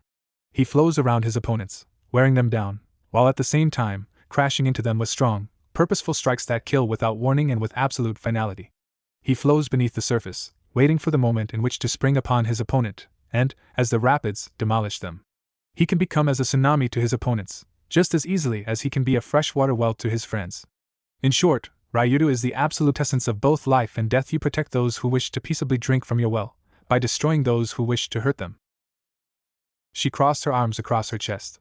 This is the style, Naruto, that I will be teaching you, and it will take you years to master. However, even a novice in the flow is still a force not to be underestimated on the battlefield. Kyubi watched as Naruto almost shook from anticipation. She allowed herself a wide, mischievous grin, and waited for him to finally break the silence. Naruto was doing mental backflips. He may have been calmer than he was before, but the prospect of being trained in this seemingly rare and absolutely incredible sword style brought back a small amount of the giddy youth that he used to be. He allowed himself a rare smile, a real smile. He would be learning anatomy, biology, chemistry, and a sword style that no one else knew. It was simply too much to put into words. But he tried anyway. Kyubi, that's fucking awesome. If it weren't for the fact that we're stuck in this godforsaken classroom waiting for our sensei, I'd rush outside right now and start practicing. Thank you? Seriously, thank you. Naruto did something that he hadn't done for a long time. He bowed. He bowed in thanks, and in respect for his new sensei, his real sensei. It was shallow, but still more than he was used to doing, ever. Said sensei just waved her hand dismissively, trying to seem haughty, but failing miserably, looking more embarrassed than anything. Oh, stand up, damn it, you're embarrassing me. Seeing him keep his bow, she sighed and flicked his forehead with her finger. He rubbed his forehead, but rose up, giving her a nasty glare.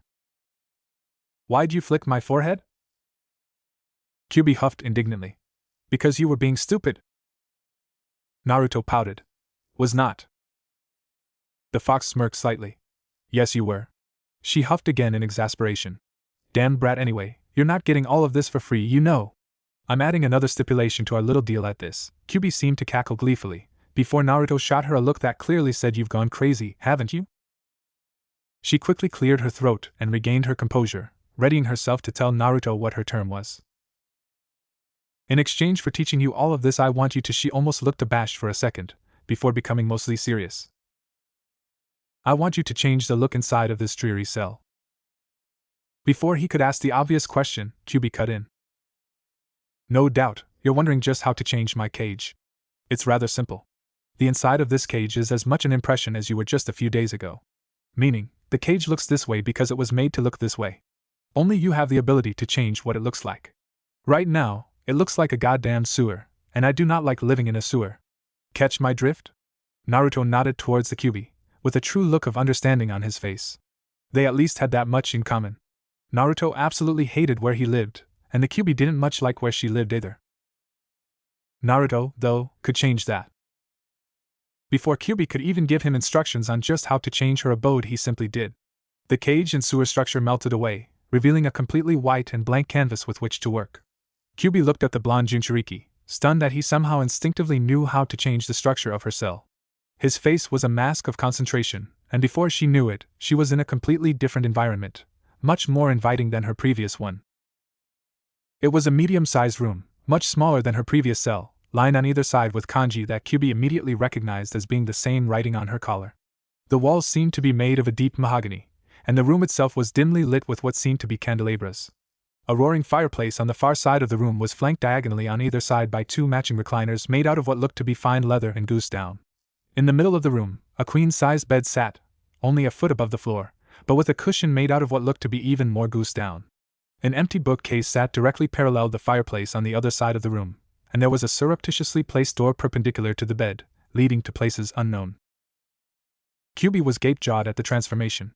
It looked to be an incredible imitation of a Western-style study room, and it was beautiful. It was inviting, warm, cozy, and most of all, it lacked all the impersonal elements that the sewer held. Naruto was standing near the door, a look of almost exhaustion on his visage, before he gave a wide, almost eclipsing grin and scratched the back of his head. Kyubi simply stared at him, stunned, before allowing herself to do something that she wouldn't have done if she had given it any thought. She hugged Naruto.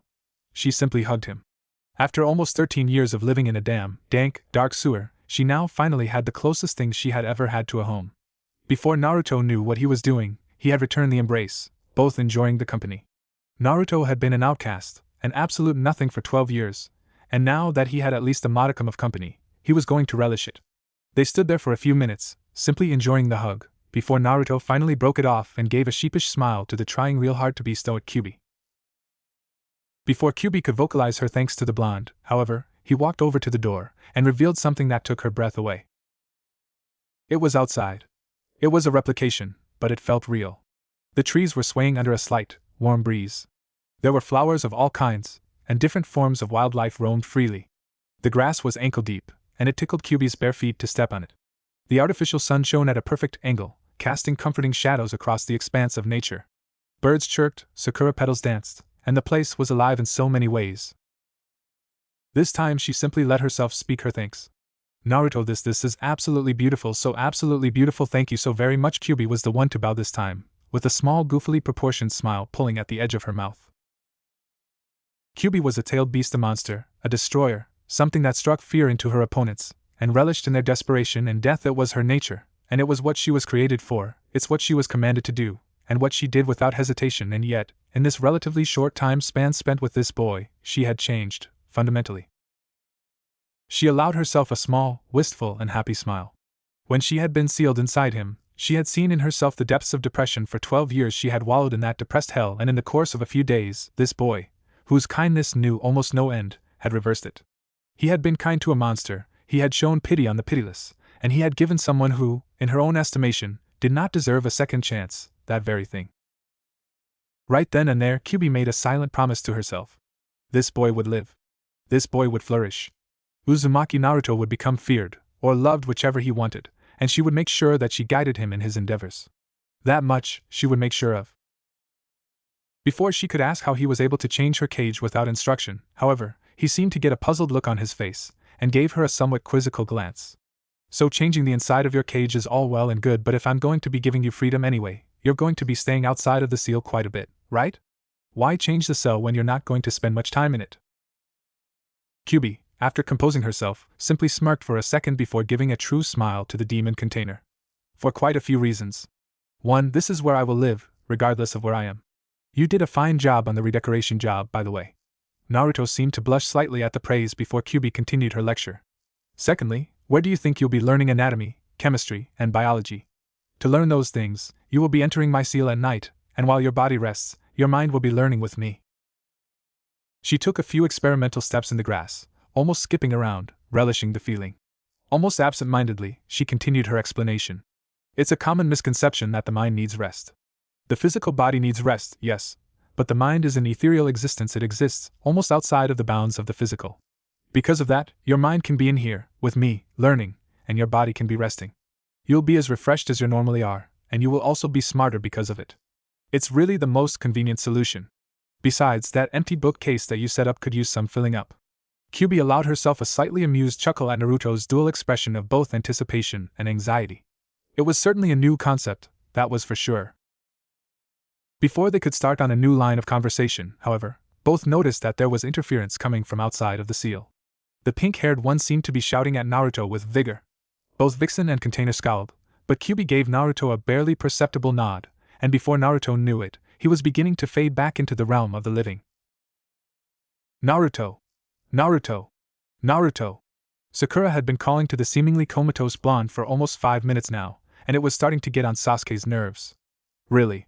Sasuke had an almost impenetrable emotional wall, but if that pink-haired psychopath screamed even one more time, he might just lose it and go Itachi all over this fucking classroom. Just as Sakura was readying another lungful of air to shout at Naruto again, he seemed to open his eyes and give Sakura a wilting glare, unknowingly saving both of them from Sasuke's fearsome emotional wrath. Sakura flinched back for a moment before regaining what remained of her composure, and sitting down at a seat roughly adjacent to Naruto's own. Sasuke had no real idea what she was going to talk to him about, and he wouldn't really have cared if it hadn't been for the fact that Naruto had changed, almost at a fundamental level, from the loudmouth he had grown to grudgingly respect before. Sasuke would never admit it to anyone, even under threat of torture, but Naruto had gained his at least passing respect quite a few years ago. Sasuke simply couldn't help it. The boy was almost everything he wasn't, or at least he was. He used to be brash, loud, and seemingly insouciant to the point of being absolutely annoying. None of this made sense to Sasuke, mostly because of the fact that he knew that Naruto was an orphan, and for whatever reason, he was hated with vehemence by the greater majority of the village. To maintain such a happy-go-lucky attitude under such scrutiny and adverse conditions was more than enough to earn Sasuke's respect, even if it was only because Sasuke could empathize quite well with the pain of loneliness that Naruto had endured. Sasuke allowed himself a moment of rare perception. Seemingly overnight, the dope had gotten taller, changed his wardrobe, matured his appearance, and gotten to be less of a cheerful dope than he was before. It was a change that Sasuke wasn't sure he liked or disliked about the blonde, it just seemed to be something that was different. His recommendation to his own psyche about the benefits or downsides to Naruto's new persona wouldn't come until later, he supposed.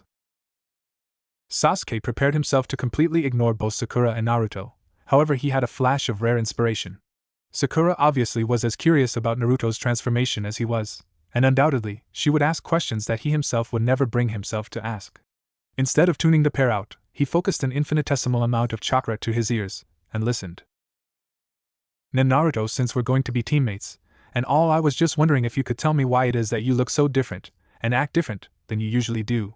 I mean, it's not a bad change, it's certainly a good thing, but to just change overnight like that. Sakura's tone was almost condescending, but it was able to broach the subject well, at least by Sasuke's estimation. His theories on Sakura's conversational abilities, however, were abruptly shattered. Sakura, yes, we are going to be teammates. We will perform missions together, and we will eventually get to know each other much better than we do now, assuming that you don't spend all of your time fawning over Sasuke. However, I do not wish to divulge my secrets at the moment, to anyone, especially not someone like you. Do we have an understanding, Haruno?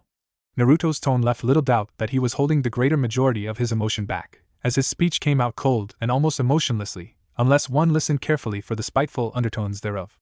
Sasuke's brow furrowed slightly at the thought that Naruto had secrets, and he resolved himself to learn them.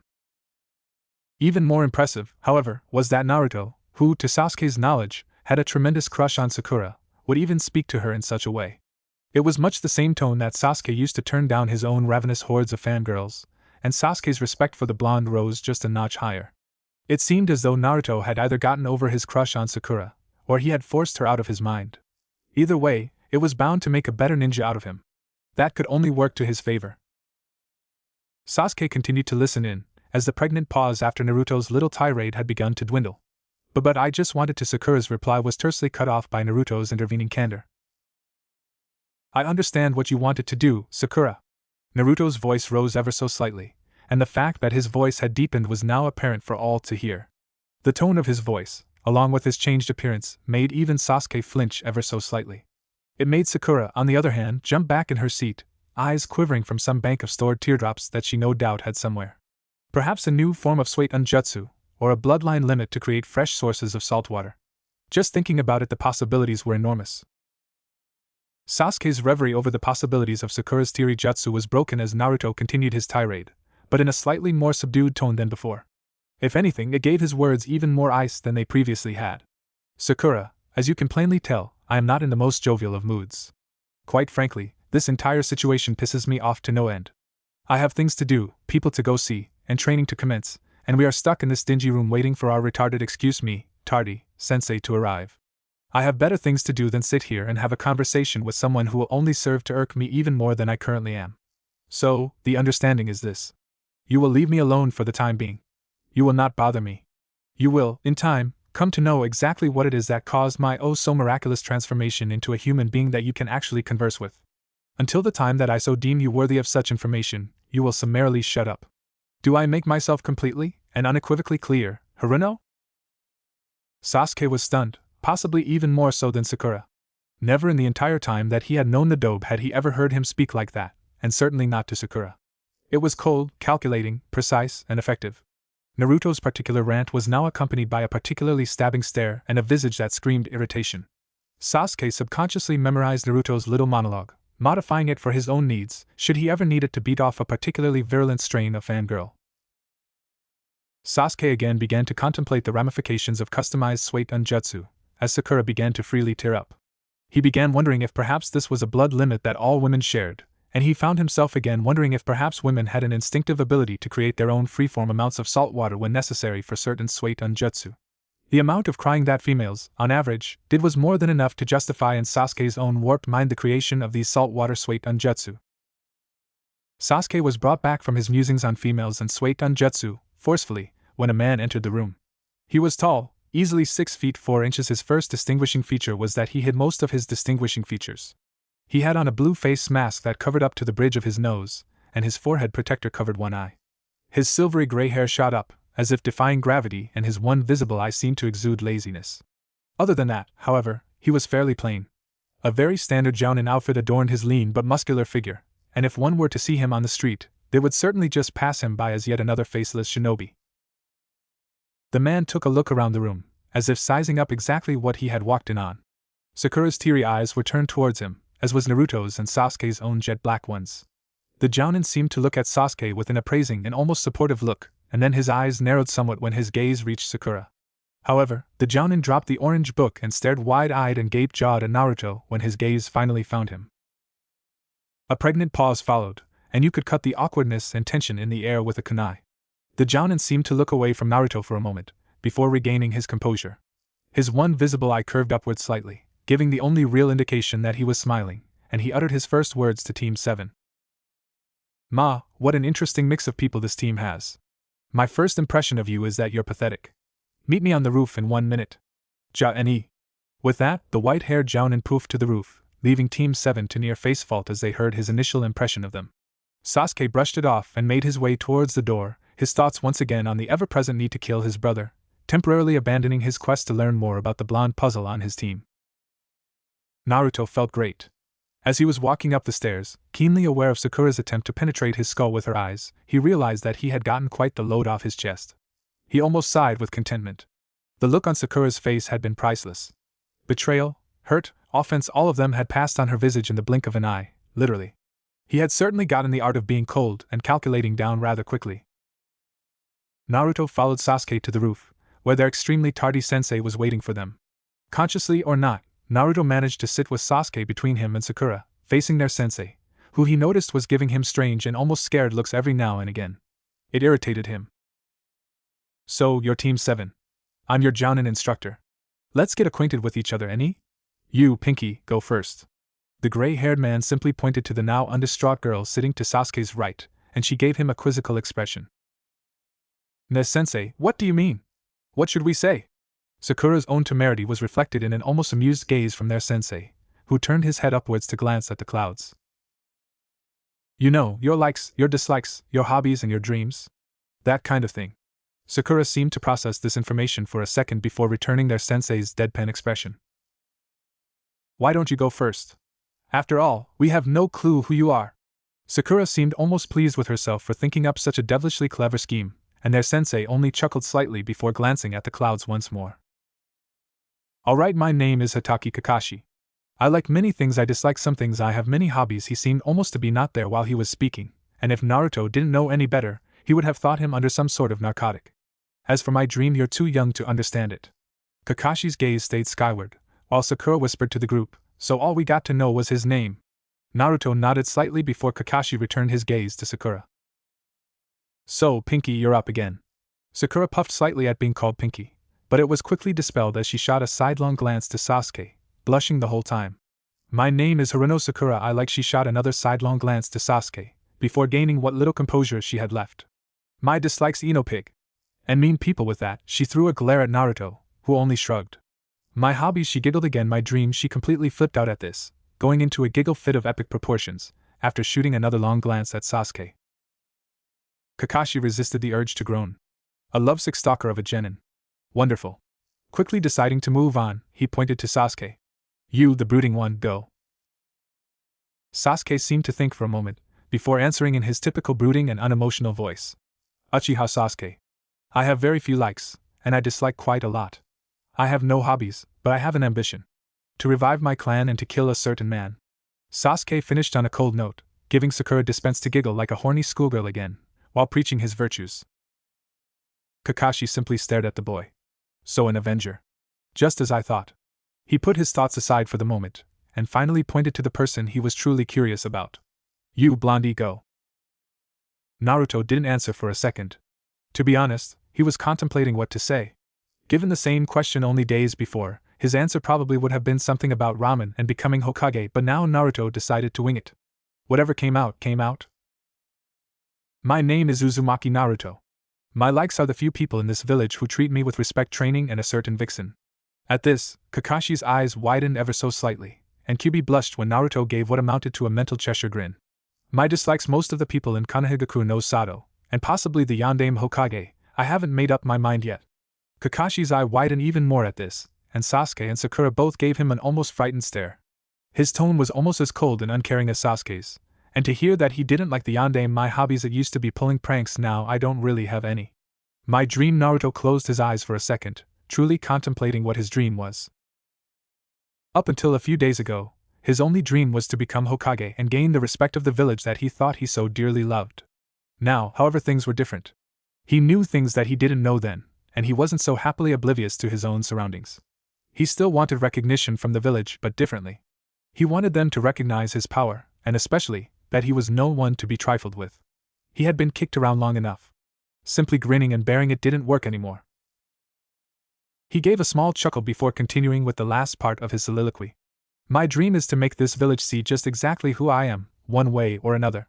A small smile came onto his face, and he noticed that Kakashi was drilling him with a glare filled with barely suppressed something. It had been the same something that he had sent to Sakura earlier, and he still had no idea what it was. It's called killing intent, or ki. It's basically the ability to extend your own soul and spirit's dominance onto others via the use of expanded and activated chakra. It's tremendously useful, and it will be something I will be training you to utilize. Naruto silently thanked the Kyuubi, and glared right back at the Jounin. Unconsciously, he unleashed his own killing intent, laced with the raw killing intent of the Kyuubi behind it. Kakashi found himself hard-pressed to breathe. He had been holding his own ki back remarkably well, deciding not to kill the brat until after the other two had left. Hearing that the brat hated the Yondaime, his sensei, even knowing the kid's burden, was enough to push him well overboard. But he had failed to anticipate that the kid would have his own killing intent, laced with none other than the fear-inducing key of the QB behind it. Sasuke and Sakura both felt it as well, as their own startled and fearful expressions showed. Naruto simply sat there, calm and uncaring to the world. As suddenly as it had begun, it stopped. The pressure that had been exerted on the air abated, and the three found that they could breathe once more. After a few moments of tense silence, Kakashi figured that he should wrap things up and confront Naruto. Well then, you three, we're going to be doing some survival training tomorrow at Training Ground 7. You may not have known this, but the true genin exam lies with the instructor, not with the academy. I will choose, tomorrow, whether you three pass or fail. Note that there is a 66.6% failure rate in this test, so there is a good chance that 1, 2, or even all 3 of you will be sent back to the academy. Oh, and don't eat breakfast, you'll only throw up. Kakashi gave a half-hearted grin to the now stunned 3, before motioning to both Sasuke and Sakura to leave. Thankfully, they got the hint. Sasuke hesitated slightly on the edge of the building before giving a slight nod to Naruto, and heading off into the distance. For a few moments, Naruto and Kakashi simply stared at each other, either one willing to make the first move. However, suddenly, Naruto made a move to stand up.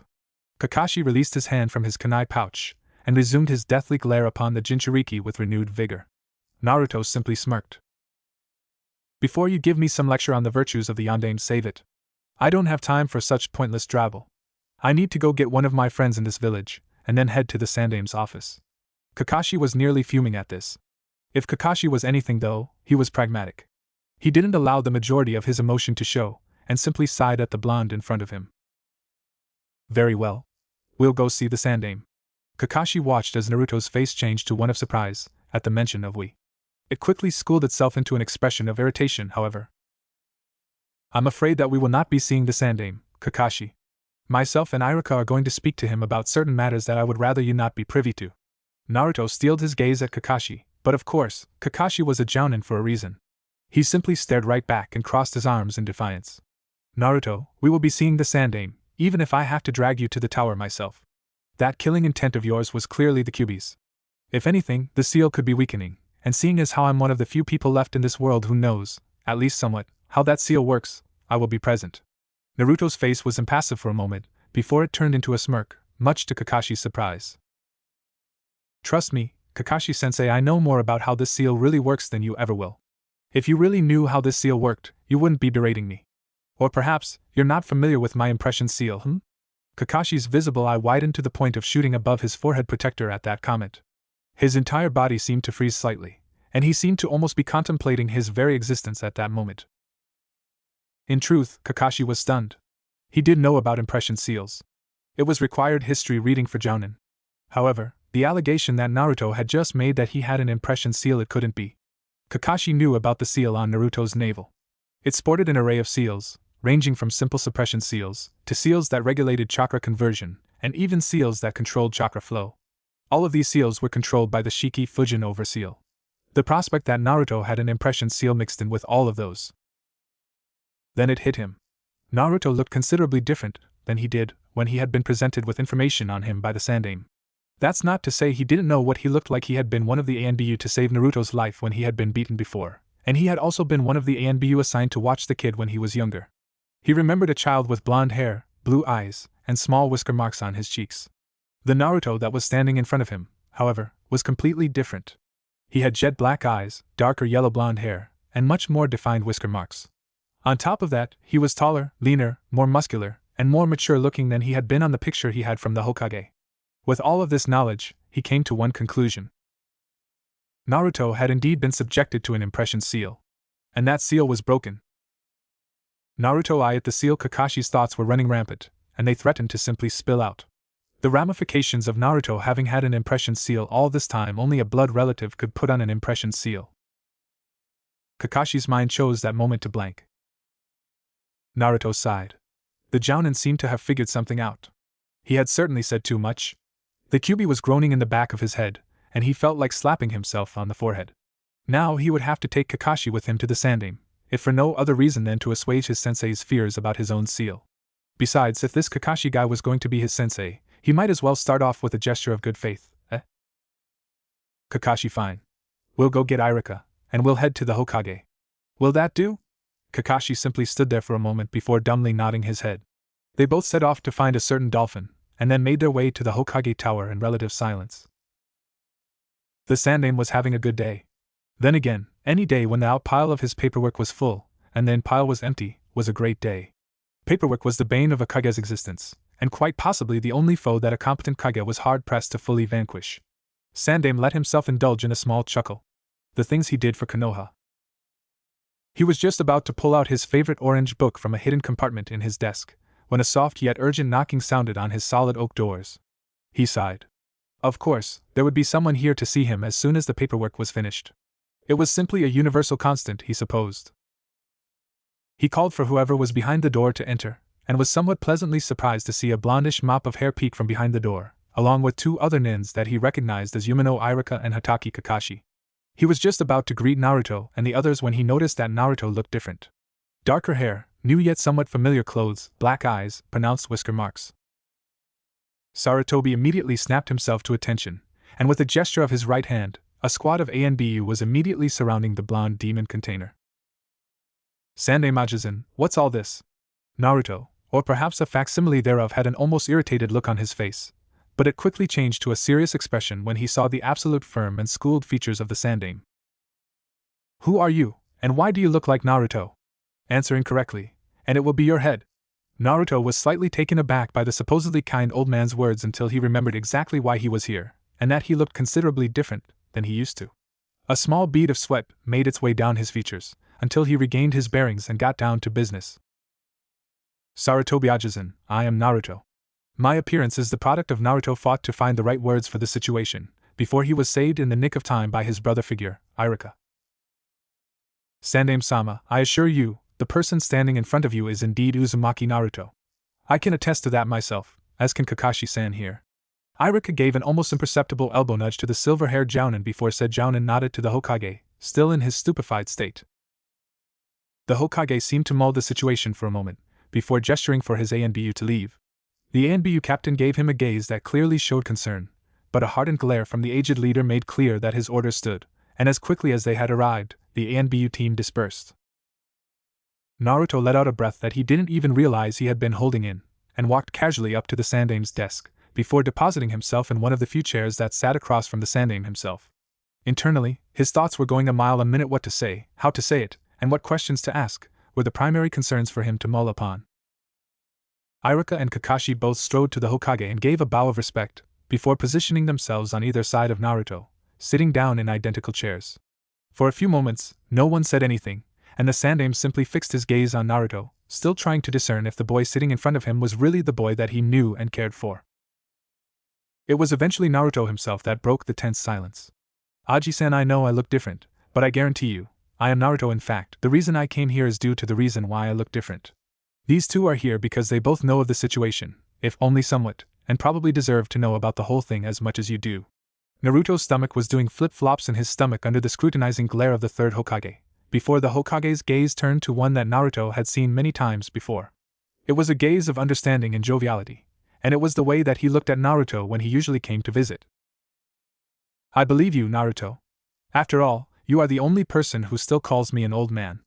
Irika and Kakashi both sweat dropped slightly at that. Irika supposed that it was true Naruto was the only person who still called the Hokage by his old man moniker as opposed to Sandaime-sama or something equally as respectful. Irika made a mental note to pound some respect into Naruto's head after all of this.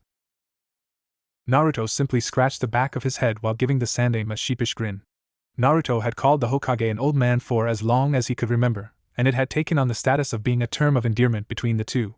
He allowed himself a small reminiscing smile before turning his gaze back to one of business, and got ready to relay the story that he had told Irika, but without abbreviations. The Hokage saw his expression, and performed a privacy jutsu on his office. Naruto once again wished that he could learn it. Aji-san, the reason I'm here. Naruto searched for the words to begin his explanation, but none came to him. In a flash of unusual inspiration, he decided to simply come out with it. He sighed before looking the Sandaime straight in the eyes. He chose the words that would undoubtedly mean more to the Sandaime than trying to explain the whole thing. Aji-san Kyubi broke the impression seal. Sarutobi's expression changed instantly from one of kindness to one of both confusion and extreme surprise. The pipe dropped from his mouth, and his eyes widened further than Naruto had ever seen them. But that seal, how what? The Sandaime was absolutely beside himself in surprise. Not only did Naruto know of the impression seal, but somehow, the Kyuubi had broken it. The entire situation was confusing as well as borderline frightening, but he forced himself to calm down, and with calm, yet slightly shaking voice, he asked Naruto to start from the beginning. Naruto more than happily obliged. He relayed the entire story, almost verbatim to the Sandaime, with Iruka and Kakashi's expressions both becoming ones of surprise and in Kakashi's case, anger, at hearing some of the things that were revealed during the story itself. He told them of the fact that Kyuubi would be teaching him, that he had signed the Kitsune contract, and that his end of the bargain for being taught by the Kyuubi was to summon her from time to have some fresh air. They looked sufficiently angry as well as terrified at that revelation. When Kakashi looked as though he was about to interject, the Sandaime threw him a look that clearly said, "We'll talk later." When it was time to get to the end, he paused for a moment, as though choosing his words, and then continued unabated. After the Kyuubi got done explaining to me exactly what the impression seal was for, and how it was used, she put the whole situation together for me. Naruto paused again for a moment, before sighing and resigning himself to the chaos that his next words would cause. The impression seal can only be put on by an extremely close blood relative, and it had to have been put on at the same time that the Shiki Fujin was placed on me, so as not to cause conflict with the other seals. That means that the Yondaime had to have put the impression seal on me, and that means that he was a direct relative of mine. He was entirely too old to be my brother, so that means that the Yondaime was my father, right, Aji-san? Naruto stared impassively as the Hokage's own expression turned to one of almost anguish, and Iruka's turned to one of both surprise, admiration, and a small amount of pity. Kakashi's reaction, however, Naruto could never have anticipated.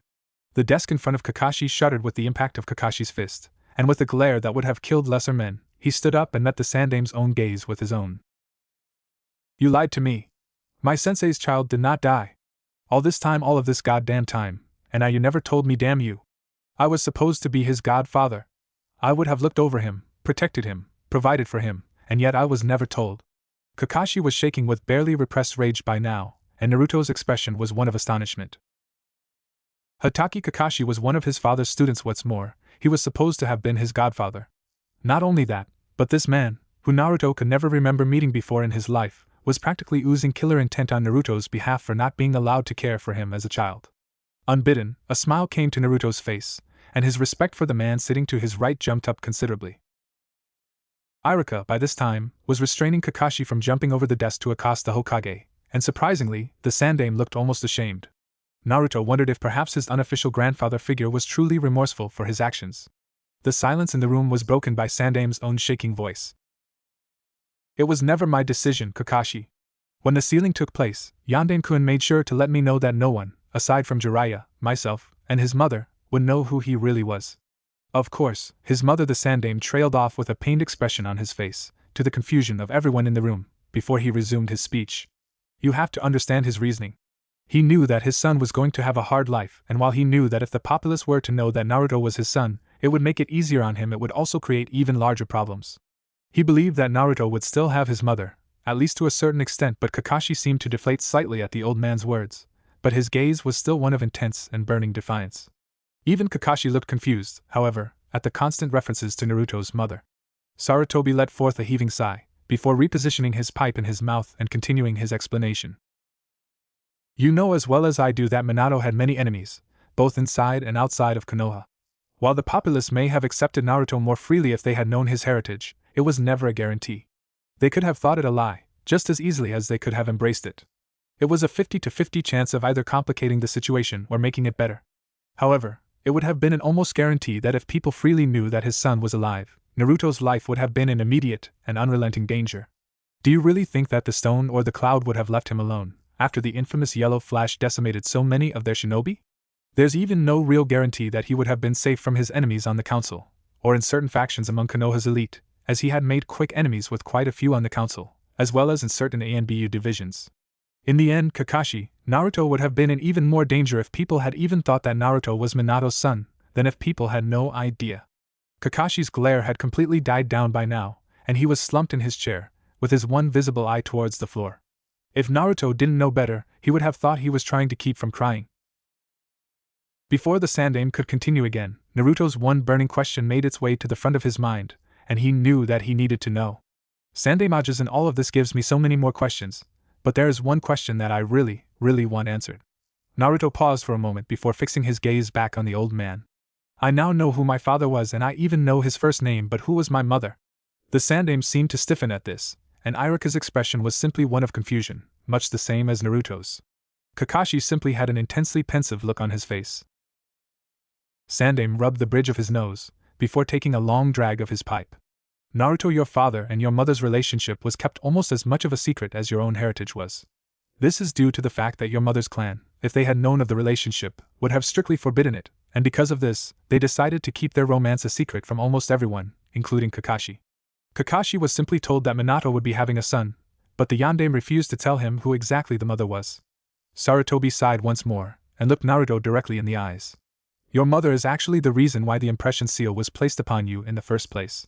A great resemblance to the Yondaime could be overlooked in many people's eyes, however if you had looked as you do now, there would have been no doubt as to your lineage among many, due to the fact that many in the village knew your mother, or rather her clan, and their traits are more distinguished than even your father's.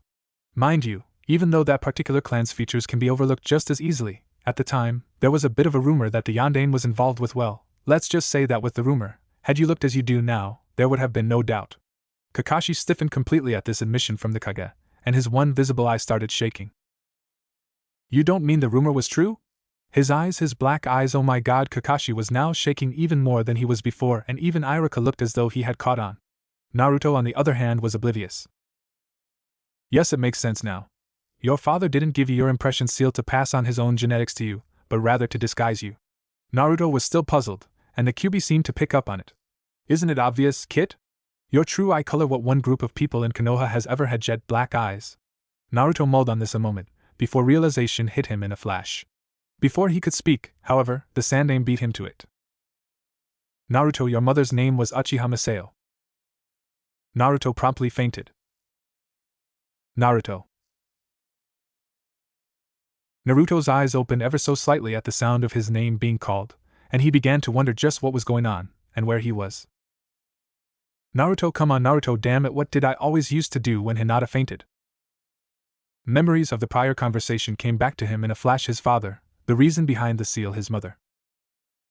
Naruto! Wake up, you baka! His mother! Naruto snapped awake immediately, noticing that he was being propped up by a tremendously relieved-looking Irika, with a slightly worried-looking Hokage and Jounin-sensei looking down at him, their expressions quickly becoming relieved as well. Naruto himself gave a placating gesture with his right hand, before being helped back into his chair by Irika. Naruto wasn't entirely sure what to do. There were so many questions floating around in his head, and so many other things that he needed clarified, that it would take the better part of the rest of the day to fully sort them out. He sighed.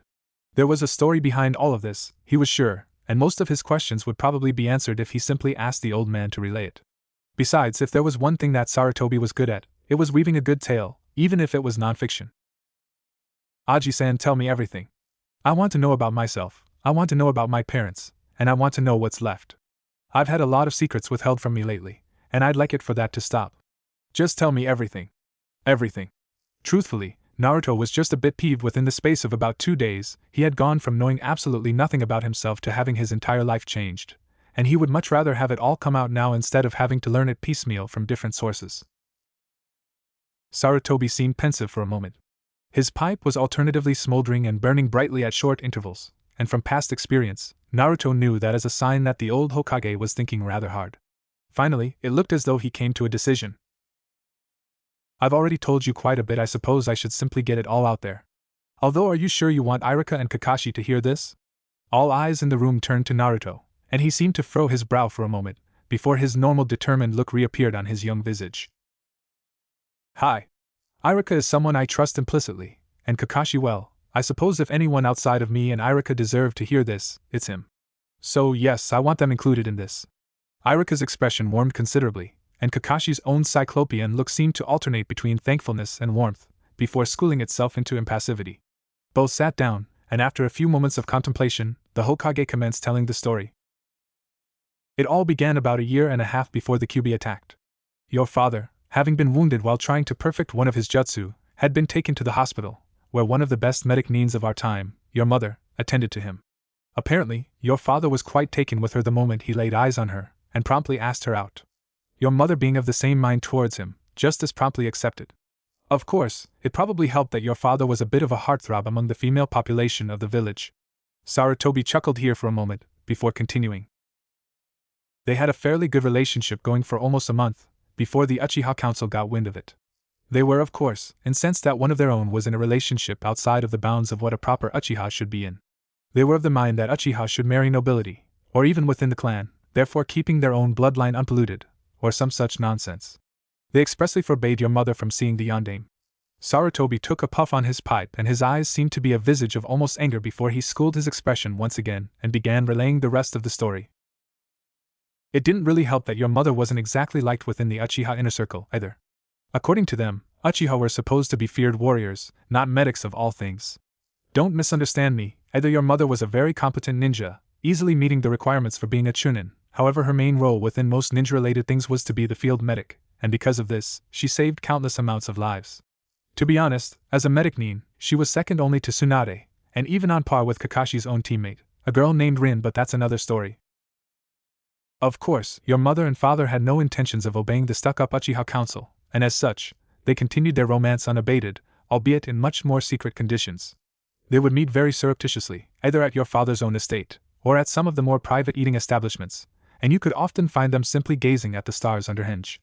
They loved each other more than any other couple I've seen in a long time, and it only took about 4 months before they asked me to perform the marriage ceremony for them. Sarutobi by now was smiling a very warm and reminiscing smile, and you could see his eyes get slightly misty with unshed tears. The ceremony, if you could call it that, was very small. It was performed in this very office, with Jiraiya being the only witness. At that time, I was still retired, but being that I had once been a Hokage, I still had the power to marry people. It was short and concise, and they both told each other that when they felt they could, they would have a more grandiose ceremony. It was only a few months after that you were conceived. Sarutobi and Kakashi both shared a perverted giggle, while Iruka and Naruto shared a sweat drop. Naruto had to restrain himself from giving them both a well-deserved lump on the head. Seeing Naruto's irritation, Sarutobi cleared his throat and continued on. Life continued much the same for the next 8 months, with your mother somehow being able to keep her growing pregnancy a secret from everyone. It was during the 8th month that we received word of the Kyuubi reawakening and storming a veritable warpath towards Konoha. As you can imagine, Minato became incredibly busy almost overnight, trying desperately to develop a way to kill the demon that was bearing down on us. He got very little sleep, and even less time to spend with his wife and soon-to-be-born son. It was nerve-wracking on him, but as the casualty reports kept coming in from outlying settlements, he had no choice but to devote himself fully towards its defeat. Sarutobi allowed himself a solitary tear at this point, and both Kakashi and Iruka shared in the old sage's sentiments. It was almost a full minute before the Hokage allowed himself to move on. A few days before the Kyuubi was to arrive at Konoha, your father finally came up with the idea for the Shiki Fujin. It was a jutsu sealing procedure that invoked the death god himself, Shinigami, to forcibly remove the very soul of the Kyuubi and seal it within the stomach of the death god forever. The price, however, was steep. It required for the user to give up their own life to an eternity of battle within the death god's stomach with the soul they sealed away. At first, everyone who was privy to the information, including Minato himself, was very reluctant to use it. However, it became very clear the closer the Kyuubi got to Konoha, that it was the only option. There was a problem, however. Well, a few of them, really. The first was that Minato wasn't exactly sure if the stomach of the death god could actually hold the extremely powerful soul of the Kyuubi, being that the Kyuubi was one of the strongest bijou in existence, and its own power rivaled that of the deity of hell himself. The second problem was that if the death god couldn't hold the soul of the Kyuubi, what could? It was an almost hopeless situation, and it was only a day before the Kyuubi was to attack that he was able to come up with the answer. Sarutobi steeled his expression and steepled his hands on his desk at this, readying himself for the last part of the story that thus far had captivated his audience. He came up with the idea of the Jinchuriki. While Shinigami might not have been able to actively hold the Kyuubi, a human container, with the proper seals, could. At first, we were disbelieving after all, humans weren't nearly as powerful as the Shinigami, and the idea of a human being able to hold a bijou that the death god could not was almost preposterous. However, Minato explained it very succinctly. The stomach of the death god would be forced to hold all of the Kyuubi, whereas a human container would simply be containing the Kyuubi's soul and power, while the body was given up. Essentially, this meant that while the power was still there, the means by which to channel it effectively was not. Power in and of itself is great, but without a means by which to use it, it becomes useless. The idea behind the Jinchuriki was to give that person the soul and the power of the bijou, and allow that person and that person alone to have jurisdiction over that power. The bijou, of course, would remain alive, and have the actual power that they had once wielded, but the only way in which they could actually channel that power was either to, or with the permission of you. When the Jinchuriki eventually died, the power of the human soul and spirit, which have much more power than anyone gives them credit for, would then be used to kill off the soul of the bijou, completely erasing that bijou from existence. Naruto allowed this to soak in for a moment, while Sarutobi paused to refill his pipe. The very idea was absolutely mind-blowing, and if it weren't for the fact that he was currently living as a testament to it working, he wouldn't have ever believed that it would work. It was at this point that Naruto truly began to think of his father as a genius. Only someone with a staggering intellect and ability of forethought would really be able to pull something like that off. He was brought back to reality as the Hokage sat back down, and after taking a puff on his pipe, started again. The only problem with any of this was that because of the sealing processes used, unless it was used on a newborn, it would invariably kill the person used. This would have been fine, except that if the vessel were to be killed too soon, the sealing process wouldn't have enough time to mature, and it would fail, completely allowing the sealed bijou to reemerge, defeating the purpose of the jutsu in the first place. A newborn baby was still pliable enough to allow something like a sealing jutsu to take, as is evidenced by the impression seal. This meant that a newborn baby had to be sacrificed to this fate, without having any sort of choice in the matter. It was only a short time before Minato and Masao both made the decision that you, Naruto, were to be the one to be sealed. It was easily the hardest decision either of them had ever made. Not only would Minato be dying, but you, their son, would be cursed to the fate of being a Jinchuriki, and even though they hoped beyond hope that the village would see you as a hero, they were realists in the end. Because of this, Minato spent the entire last day he had alive devoting himself to finding various seals that would allow you to work in symbiosis with the Kyuubi, making you as powerful as possible, and hopefully giving you an easier life. He also fervently believed that the Kyuubi was not truly evil for some reason, which no one really understood. I only recently did any research into it, but I'd much rather the Kyuubi told you that than me. Naruto gave a small internal nudge to the fox, and he got the equivalent of a "we'll talk later" from the vixen. Temporarily shrugging it off, he returned his focus to the Hokage's dialogue. The Hokage sighed slightly, and his eyes became downcast. In the end, there were exactly 70 different seals Minato planned on using on you, ranging from a multitude of singular suppression seals, to the impression seal to keep you anonymous, as well as a number of chakra flow seals and other seals that, to be honest, I'm not entirely sure of myself. It was shortly after your father's research was completed that the Kyuubi finally met the walls of Konoha, and at almost that exact moment, your mother went into labor. The ninja of Konoha rushed out to meet the Kyuubi, mostly just to delay it. Your mother's labor was thankfully short, and as soon as you were born, you were rushed to a room below the Hokage Tower, where Minato began writing out the various sealing kanji to be used on you. It took him a total of 2 hours to complete the kanji, and by that time your mother had recovered, at least somewhat, from the ordeal of giving birth. With one final goodbye to you, your father rushed out to the battlefield, unawares that your mother had also gone to the battlefield to try to save lives. After this, it's basically as your history lessons indicate. Your father rode out on Gamabunta, used the Shiki Fujin, and then before he died, he transferred the soul and power of the Kyuubi into you, activating the other seals around you at the same time. The process itself took only about an hour, and then it was done. The Kyuubi was dead, you held what remained thereof, and your mother. Sarutobi shook his head and got a glazed-over look on his face. We never recovered your mother's body.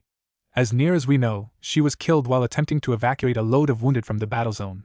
Apparently there were witnesses to your mother's death, and she was declared as such shortly after the battle.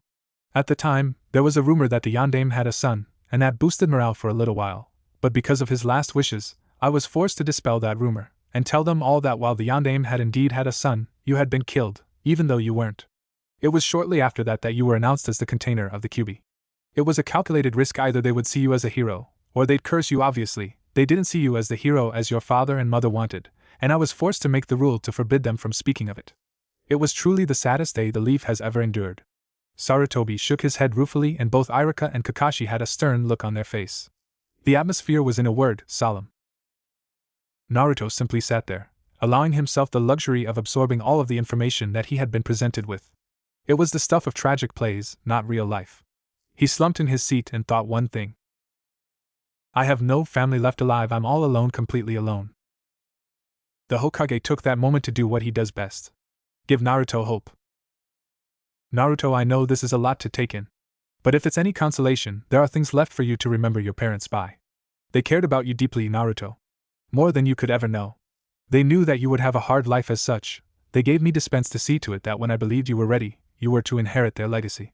Naruto's eyes widened slightly at this, and Kakashi's choked gasp was the only way that you could tell he was startled.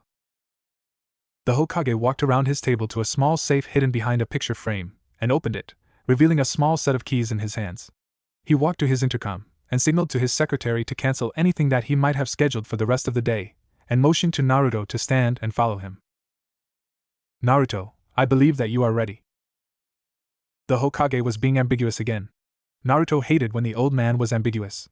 It meant that either Naruto was in for a great surprise, or there was something seriously wrong. Naruto doubted that there was anything wrong at the moment, aside from his entire life being turned upside down and unceremoniously fucked up, and that left him with the assumption that he was in for a surprise. Perhaps a good one, perhaps a bad one, but if there was one thing that Naruto hated, it was fucking surprises, and obviously the Hokage was trying to make whatever this was a huge surprise. Damn it. He had been walking through Konoha now for a good 10 minutes at a leisurely pace, flanked on either side by Iruka and Kakashi, with the Hokage leading the way. This has produced various reactions from villagers who had spied the procession, ranging from respect of the Hokage and outright ignoring Naruto, or simply a glare at Naruto, which, to date, had earned about 10 different villagers intense killing intent-laced stares from his 3 bodyguards.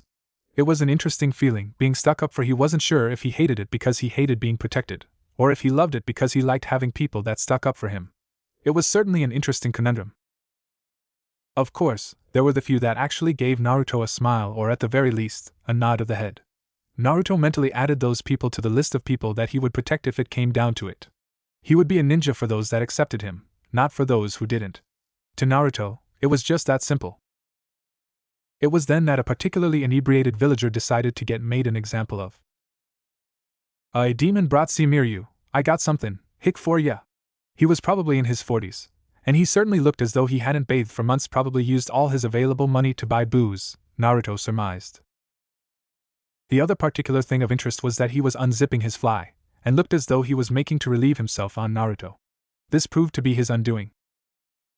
Before Naruto had a chance to blink, Kakashi had pinned the idiot to an adjacent wall, and he noticed that Kakashi's forehead protector seemed to be uncovering his hidden eye, giving the drunk an unobstructed view of what exactly made Kopinin Kakashi such a feared name. He also noticed that Iruka had a kunai out, and even the Hokage looked pissed. Naruto couldn't exactly make out what was being said, but after about 15 seconds, he heard a blood-curdling scream from the drunk, before he slumped over. Kakashi dropped him from the wall, and casually strolled back to Naruto's side, as they began to move forward once again. Kakashi-sensei, what exactly did you do to him?" Naruto was curious. Not exactly because he cared for the drunk, not at all. He simply wanted to learn whatever technique the gray-haired jounin had used for himself. Whatever it was, it seemed to be powerful. Kakashi gazed down at Naruto, with his forehead protector once again covering his left eye, before shrugging and turning his head back to looking in front of him. Just a particularly nasty genjutsu that made him believe that he had lost something very near and dear to every man. Naruto, Iruka and the Hokage all simultaneously let a small shiver overtake them, before making a mental note never to get Kakashi angry at them. Genjutsu or not, the trauma from losing one's own minimi was enough to make even the hardest of nin go into mental breakdown. Naruto shivered again. "Oi, Kakashi-sensei, can I learn that genjutsu?" "Oh, and what did it have to do with you uncovering your left eye?" He was genuinely serious about learning the jutsu, and he was also curious as to what exactly was under Kakashi's forehead protector that related to genjutsu. Kakashi seemed to stutter in his step ever so slightly, before regaining his lazy gait and shrugging again, while pulling out his trusty orange-covered book from his shuriken pouch. "Well, I suppose you could learn that jutsu at some point. As to what's under my forehead protector, I'll show you later." Naruto seemed to be satisfied with that response, and turned back to facing the Hokage's back, before becoming increasingly curious as to what exactly was in that orange book. Unbeknownst to Kakashi, who was currently letting forth a slight perverted giggle, Naruto had created a Kage Bunshin and had it hinge into a small fox. Its mission was to hop on Kakashi's shoulder and grab the little orange book, before retreating to the safety of Naruto's own shoulder and dispersing itself. Whatever that book was, it served to make Kakashi giggle profusely. He wondered what exactly could make the normally stoic-looking nin giggle. He figured that it had to be something particularly good to have that effect on such a nin as Kakashi. The fox Naruto hopped up on Kakashi's shoulders, and using its teeth, it snapped at the orange book, almost grabbing it, if it weren't for Kakashi unceremoniously punching the hinged Kage Bunshin square on its little fox head, dispelling it as easily as someone might squish a bug. Naruto was peeved for a moment, before realizing that he now, somehow, had in his head a small passage that his Kage Bunshin had managed to read from Kakashi's book. Naruto was somewhat distracted by the words that were now running through his head, but the Kyuubi wasn't as easily distracted. She started fervently working on analyzing exactly what this meant. "But I'm a virgin, Akira," she exclaimed while trying to cover her particularly large assets from the now hungrily advancing man in front of her. "I know, and that's what makes this so much more exciting." He grabbed one of her unusually large breasts and began kneading it softly while his hand gradually made its way to a lower area. Without warning, Naruto stopped in the middle of the street, a blush that would make a tomato jealous now adorning his whiskered cheeks. The Hokage, Iruka and Kakashi all stopped to look at Naruto with puzzled expressions, while Naruto's own mind began furiously trying to reboot.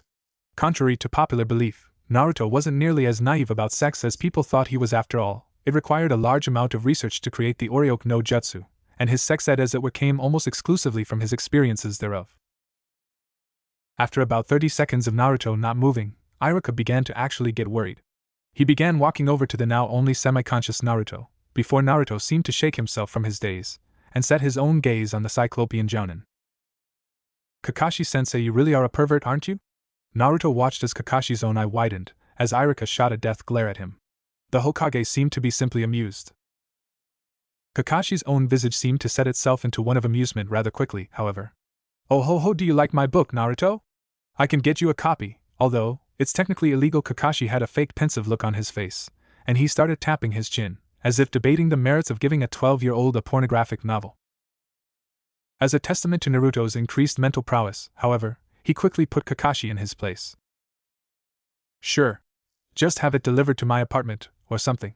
Naruto had responded without missing a beat, and was now just as casually strolling along the path, leaving a half-stunned, half-amused Kakashi, a gaping Iruka and a chuckling yet exasperated Hokage in his wake. "We'll have none of that, although it is a good book. Perhaps I can lower the age needed to buy such things. I am the Hokage." Sarutobi had the same fake pensive look on his face, and Kakashi joined him, both debating the merits of lowering the age of buying smut to 12.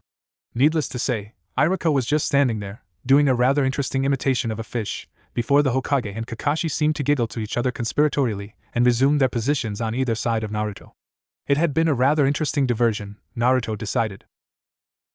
Before he could truly decide if he should be walking down the path of the pervert, a particularly feminine voice made itself known in his mind. "If you enjoy being fertile, I would advise you not to become a pervert." Kyuubi sounded particularly peeved. Naruto decided that he rather liked his ability to procreate, and gave what amounted to a frantic nodding of the head to the Kyuubi, signifying his fervent acceptance of terms. One couldn't be too careful when it came to his equipment. "Good. Now, while you were playing horn dog, I was busy analyzing the effects of the Kage Bunshin in regards to how you were able to discern what was in the book through the Kage Bunshin's eyes. If I'm correct, and I am, this has incredible implications for both training and learning." At the word training, Naruto perked up considerably. He allowed himself to zone slightly, simply willing his body to go to autopilot behind the Hokage, and let his consciousness float down to the Kyuubi's prison, if you could really call it that anymore. He found himself standing in the meadow he had created, watching as a much smaller version of Kyuubi in fox form was chasing a rather imaginary rabbit. Kyuubi was playing with, and stalking the rabbit, which seemed to be scared shitless. At the last moment, the rabbit hopped left when it should have hopped right, and the Kyuubi caught it deftly in her mouth. Seconds after that, however, the rabbit simply disappeared. Kyuubi gave what amounted to the fox's equivalent of a disappointed pout, before finally realizing that Naruto was standing with a rather amused expression on his face, looking directly at her. In a puff of smoke, she reverted to her human form, an embarrassed blush adorning her face. I may be trapped in here, but instincts and all that. She was scratching the back of her head in Naruto's own fashion, and Naruto bust out laughing, nearly falling on the ground. The idea of a 50-story tall demon fox chasing rabbits in a meadow was just hilarious, he decided. After a few minutes, Naruto noticed that the Kyuubi had fixed him with a particularly potent evil glare, and by pure force of will, he stopped himself from laughing, clearing his throat and eventually managing to look at Kyuubi without resuming his laughing fit. "Right then. Basically what I've figured out boils down to the fact that whatever your Kage Bunshin experiences during its lifetime you too experience once the Bunshin has been dispelled. This means that if you have a few thousand Kage Bunshin practicing a technique, or training speed, or whatever for an hour, then when you dispel those Kage Bunshin, it becomes as though you have been training for a few thousand hours, within the span of an hour. Surely you can understand the implications." Kyuubi trailed off, seeing that Naruto's own expression was one of intense thought. She allowed herself a small smirk. Getting used to the idea of Naruto actually thinking was going to be interesting. In reality, Naruto was thinking about all of the possibilities that this opened up to him. A technique that ostensibly would take years to learn, could be learned in the space of a few months, If not shorter, he could drastically increase his speed, his stamina, his strength, his technique, everything in a much shorter amount of time. He could train for a few weeks, and have it come out as if he was training for an entire year. It was certainly an interesting proposition. Can you imagine a few thousand knees bombarding the Konoha archive and reading all the books in there in the space of a week or so? If they are sick of one of me, they'll be absolutely livid at 3,000 of me. Naruto couldn't help but cackled slightly at the idea of the villagers having to put up with thousands of him. It would be almost comical if it weren't so tragic that he was hated that much. Indeed. That's not a bad idea, actually. I may be a font for certain sorts of information, but there's bits and pieces of information that you won't be able to learn from me that you'll have to get from the Konoha library. Being able to read most of the contents of the entire archive may be beneficial. Kyubi seemed to be thoughtful for a second, before reverting her gaze to Naruto, and getting a look of almost annoyance on her face. Naruto was temporarily baffled. Speaking of me, is there a reason why you haven't summoned me yet? I may like it in here, but it's a far cry from being out there. Kyubi had adopted an irritated pose, and her expression had dimmed considerably. Well, I haven't really asked anyone about the hand seals for the Kuchiyos yet. I'll do that when I get out of here. Naruto hoped that placated the female fox in front of him. He knew from prior experience how violent those of the female gender could be when they didn't get something they wanted. You had better. In fact, Kyubi got a look of concentration on her face for a moment, before Naruto had to fight off a slight wave of dizziness, and realized that he was once again back in the real world. He got a slight mental nudge from the Kyubi telling him to ask one of the nin that was currently walking with him what the seals were. Naruto knew better than to ignore the mental prodding. Hokage Ajisen, I was wondering, can you tell me what the hand seals are for the Kuchiyos no Jutsu? Naruto watched as the Hokage stiffened for a moment, before stopping and turning around to face him. His visage was slightly confused, as well as worried. Naruto, why on earth do you need to know the hand seals for the Kuchiyos? Kakashi and Iruka both had confused looks on their faces as well, and he vaguely wondered if they had forgotten his explanation already. He also noticed that they had reached a much less populated area of Konoha. They were about a mile from the Hyuga compound, if he estimated correctly. He couldn't make out even one soul other than the three he was with within the general area. Well, remember when I told you that I signed the Kitsune contract? Sarutobi nodded and took the pipe out of his mouth. Well, I just wanted to keep my end of the bargain. He noticed that the old man looked confused for a moment, before a slightly frightened expression formed on his face. Naruto vaguely wondered if perhaps the old man would forbid him from keeping his end of things. His fears were quickly dispelled. Naruto, if you trust her, then I suppose I should trust her, as well. Although no one, outside the three of us, is to know who she really is. You'll have to think up a backstory for her, and even a fake name. Naruto nodded slightly before Sarutobi sighed slightly and relented. Boar, dog, bird, monkey, and sheep. Naruto nodded and performed the hand seals, before biting his thumb and smearing the blood on his right hand. He slammed his hand onto the ground and with a slightly subdued voice said, Kuchiyos no Jutsu, Kyubi no Kitsune. Not a split second after he had said the name of the jutsu, a cloud of smoke rose from the spot where his hand had been, and obscured their vision. Naruto felt a tugging sensation from his mind, and felt a connection develop with something that was still enshrouded in the mist. His mind registered that he had to give that something an amount of chakra, and almost subconsciously, he directed his secondary chakra to the entity in the mist. He made sure not to give it any more than what a beginning academy student might have, judging that the something in the mist was most likely Kyubi. His suspicions were proven correct, as the smoke cleared away, revealing a corporeal version of the Kyubi in her human form, exactly as Naruto remembered her. While Naruto was not shocked, the other three in his procession most certainly were. Iruka had a look somewhere between shock and rage registered on his face, while Kakashi's own visible eye was glaring daggers at the vixen in front of him. Only the Hokage showed anything other than contempt, an expression signifying neutrality, or as close to it as you can get, making its way onto his elderly face. Before she could say anything, Kakashi stepped forward, along with Iruka, making an almost threatening gesture with their bodies' postures. Again, with the same subconscious nudge, Naruto attempted to send more chakra through to Kyubi through the link, but was surprised to find that she couldn't take more than a very small amount before something in his mind tripped that she was full. Naruto pondered this new development for only a moment, before taking action. With speed that he didn't quite know he possessed, he grabbed onto the Kyubi's shoulder, pulling her backwards behind him, while himself taking a posture with a kunai in hand, to defend her. Iruka's reaction was one of surprise, while Kakashi's was closer to frustration.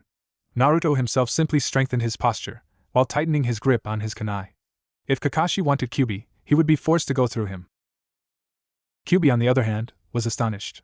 She had anticipated that the Hokage and the other two with him would be less than friendly towards her, but she had not at all anticipated Naruto's reaction. She had expected him to maybe verbally defend her, or simply allow her to defend herself, but she never in all her musings had she thought that Naruto himself would physically defend her. It was an odd sensation. On one hand, she was furious that she was unable to defend herself, but on the other hand, it felt nice to have someone there to defend her in her stead. She never even noticed that she had blushed rather profusely. Before the situation could get any closer to the breaking point, the Hokage stepped in. "That's enough. Kakashi, stand down. Naruto, put your kunai away. We're all friends here, remember?"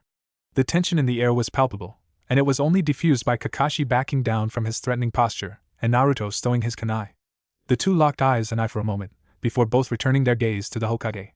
Sarutobi simply sighed, muttering something close to, "I'm getting too old for this shit.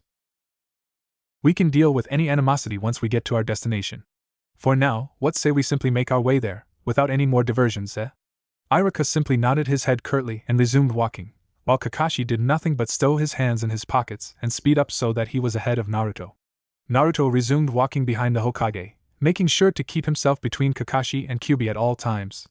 Kyuubi herself was making sure to keep herself as close to Naruto as possible. Needless to say, the atmosphere remained tense, and no one spoke for the rest of the trip. It took them only about another 15 minutes of walking to reach their destination, and Naruto himself was surprised when they had reached the general area of the Hyuga estates. He was increasingly surprised when they arrived at the doorstep of a rather large house, directly adjacent to the Hyuga compound. Before Naruto could voice his questions, however, Sarutobi produced the same set of keys that he had taken out of the safe from one of his pockets. He proceeded to unlock the front door, and with a gentle push, the large oak door swung open. Sarutobi stood back, and made an ushering gesture to him, all the while maintaining an almost mischievous smile on his face. The second he stepped through the threshold, he couldn't help but gasp. The first chamber of the house was magnificent. The floor was a finely polished and stained wooden affair, giving the room an immediate home-type quality. In the middle of the room was an ornate oriental-styled rug, with various dragons seeming to coil around the tapestry, giving it an almost ethereal quality. The walls were paneled oak, stained to be a slightly darker color than normal oak. On the walls hung various famous paintings, interspersed so not as to be too full in the room. On the far wall sat a large fireplace, and on top of the mantel sat a sheathed katana, roughly 5 feet total in length, with a fine cloth-wrapped hilt that made up for at least 1.5 feet of the total length. The sheath was black, with a coiling red dragon surrounding it, and the curve of the blade suggested that it was a samurai-styled katana rather than a ninja-styled straight edge. The handguard was jet black, in contrast with the white ivory cloth of the handle. Underneath the katana sat a slightly smaller version thereof, only about 4 feet in total length, but with the same coloring and design. It too was curved in a samurai fashion, giving them a grace that drew the eye rather nicely.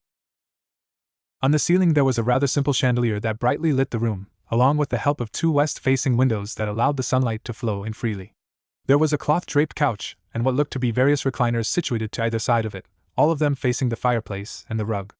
All in all, it was a tremendously inviting scene, and it served to make Naruto almost misty-eyed. Naruto realized that he had been standing there for a few moments, and the Hokage was looking at him with a tremendously warm smile, while Kakashi and Iruka both had the same general reaction that Naruto did. Before Naruto could ask the Hokage whose house this was, Sarutobi motioned for Naruto to follow him once again, and they passed the threshold into what was the largest kitchen Naruto had ever been in. It had all the regular appliances of a normal kitchen, and the entire room seemed to be bathed in whites and beiges. The countertops were a beige marble, while the floor was a white marble. There was a massive refrigerator on the left of the room, and a large assortment of kitchen appliances on the right, including a huge stove, a microwave oven, convection oven, and deep fryer. He took special notice of the rather large liquor cabinet adjacent to the refrigerator, wondering just who kept so much liquor in their house. From the kitchen, they passed into a rather large dining room that seemed to be made for quite a few people. The table was long and narrow, and was lined on either side by plush chairs that resembled the recliners in the living room. A chandelier hung from the ceiling, once again brightly illuminating the room, and the design was very similar to the living room. The dining room segued into a much less formal living room setting, replete with an entertainment center with a large television and sound system, and a very large, curved and plushy couch that looked as though it was made for quite a few people. The room's decor was much less formal, no fancy paintings or fireplace, but the floor and walls were made of the same wooden combination, and the light in the room came from a very similar chandelier, although slightly dimmer than the one in the main living room. They then ascended a set of curved, wide stairs to the second story of the house. The stairwell turned into a hallway, with 10 doors on either side. One door seemed much further away from the other doors than the rest of them, and Naruto surmised that it was the master bedroom. They passed all of these rooms, and found another staircase, leading to the third floor. When Naruto reached the third floor, he nearly face-faulted as there was nothing there but a small hallway leading to a door. The Hokage strode up to the door, casually opening it, showing Naruto what the third floor really was. He came out on the roof of the house, which overlooked most of Konoha. On either side of him were various types of patio furniture, along with, of all things, a small garden bed, which seemed to have all sorts of flowers and various foliage growing from it. It gave a grand view of Konoha and the rest of the estate, as well. Naruto noticed that the rest of the estate seemed to be rather large, probably close to 20 acres of forested and cleared area. In some of the clearings, there were training dummies and obstacle courses, and in some of the more forested areas, there seemed to be small trails leading through them, almost looking as though there was a large trail covering the entirety of the backyard. He also noticed that closer to the house, there was a second building, with a small steam stack. He assumed that it was a personal onsen. Whoever lived here was quite rich. With that, the tour was over, and the Hokage led the procession back downstairs to the main living room, motioning them all to take a seat wherever they wanted. Naruto and Kyuubi winded up on a two-seat couch, while Kakashi and Iruka ended up in recliners. The Hokage took his seat on the couch. Silence hung for a moment, before Naruto dared break it. "Wow, this is an awesome house. Aji-san, who lives here?" With that, the Hokage seemed to chuckle slightly, and Kyuubi gave him an almost incredulous look, uttering her first words since being summoned out into the real world. A/N. While Kyuubi is corporeal, I will not be putting her dialogue into bold. Doesn't seem right. You haven't figured it out yet? The Hokage said that you were inheriting your parents' legacy, and then we came here. Think about it for a minute. Kyuubi's voice was the same alto tone it was inside the seal, and everyone besides Naruto was slightly stunned to hear that her voice wasn't some booming all-powerful voice that they thought it was. Naruto did take a moment to think it over, before it clicked. His expression was one of tremendous astonishment, and his mouth began to curve upwards into a large, beaming, genuine smile. This was my father's house, wasn't it? You said I was inheriting their legacy. Naruto looked as though he was almost about to tear up in joy before the Hokage smiled warmly at Naruto and pulled the pipe out of his mouth. Yes, Naruto. This was your father's house. Sarutobi paused for a moment, taking a puff on his pipe. It seemed as if he was relishing this moment for all it was worth. And now, Naruto, it is your house. Naruto gaped for a moment, before promptly fainting for the second time that day. The last thing he heard was the slight giggle of Kyuubi, and Iruka saying not again. Naruto had only fainted 3 times in his lifetime. The first was when he was 6. He had just learned from the old man that not only was he going to be enrolled in the ninja academy, but he was getting his own apartment as well. The shock from the overwhelming joy he had been feeling at the time was enough to make him faint, for the first, and he had hoped, the last time in his life. The second time was when his mother's name had been revealed. This had been only a few hours before, and hearing that he was an Uchiha was enough to make him faint for the second, and he hoped, last time. This would make the third. He had just been given a grand tour of a house that by any standards rivaled that of even the most prestigious citizen in Konoha. To top that off, he had just found out that said house was not only his father's old house, but was now, by rights of inheritance, his house. For a boy of 12 years, this information, especially considering the relatively shitty tenement he had lived in before, was enough to make him faint for his third and hopefully last time.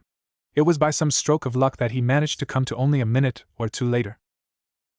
For some reason, the information given to him over the last day and a half was just now catching up to him. He supposed that he had simply been numb to it all before.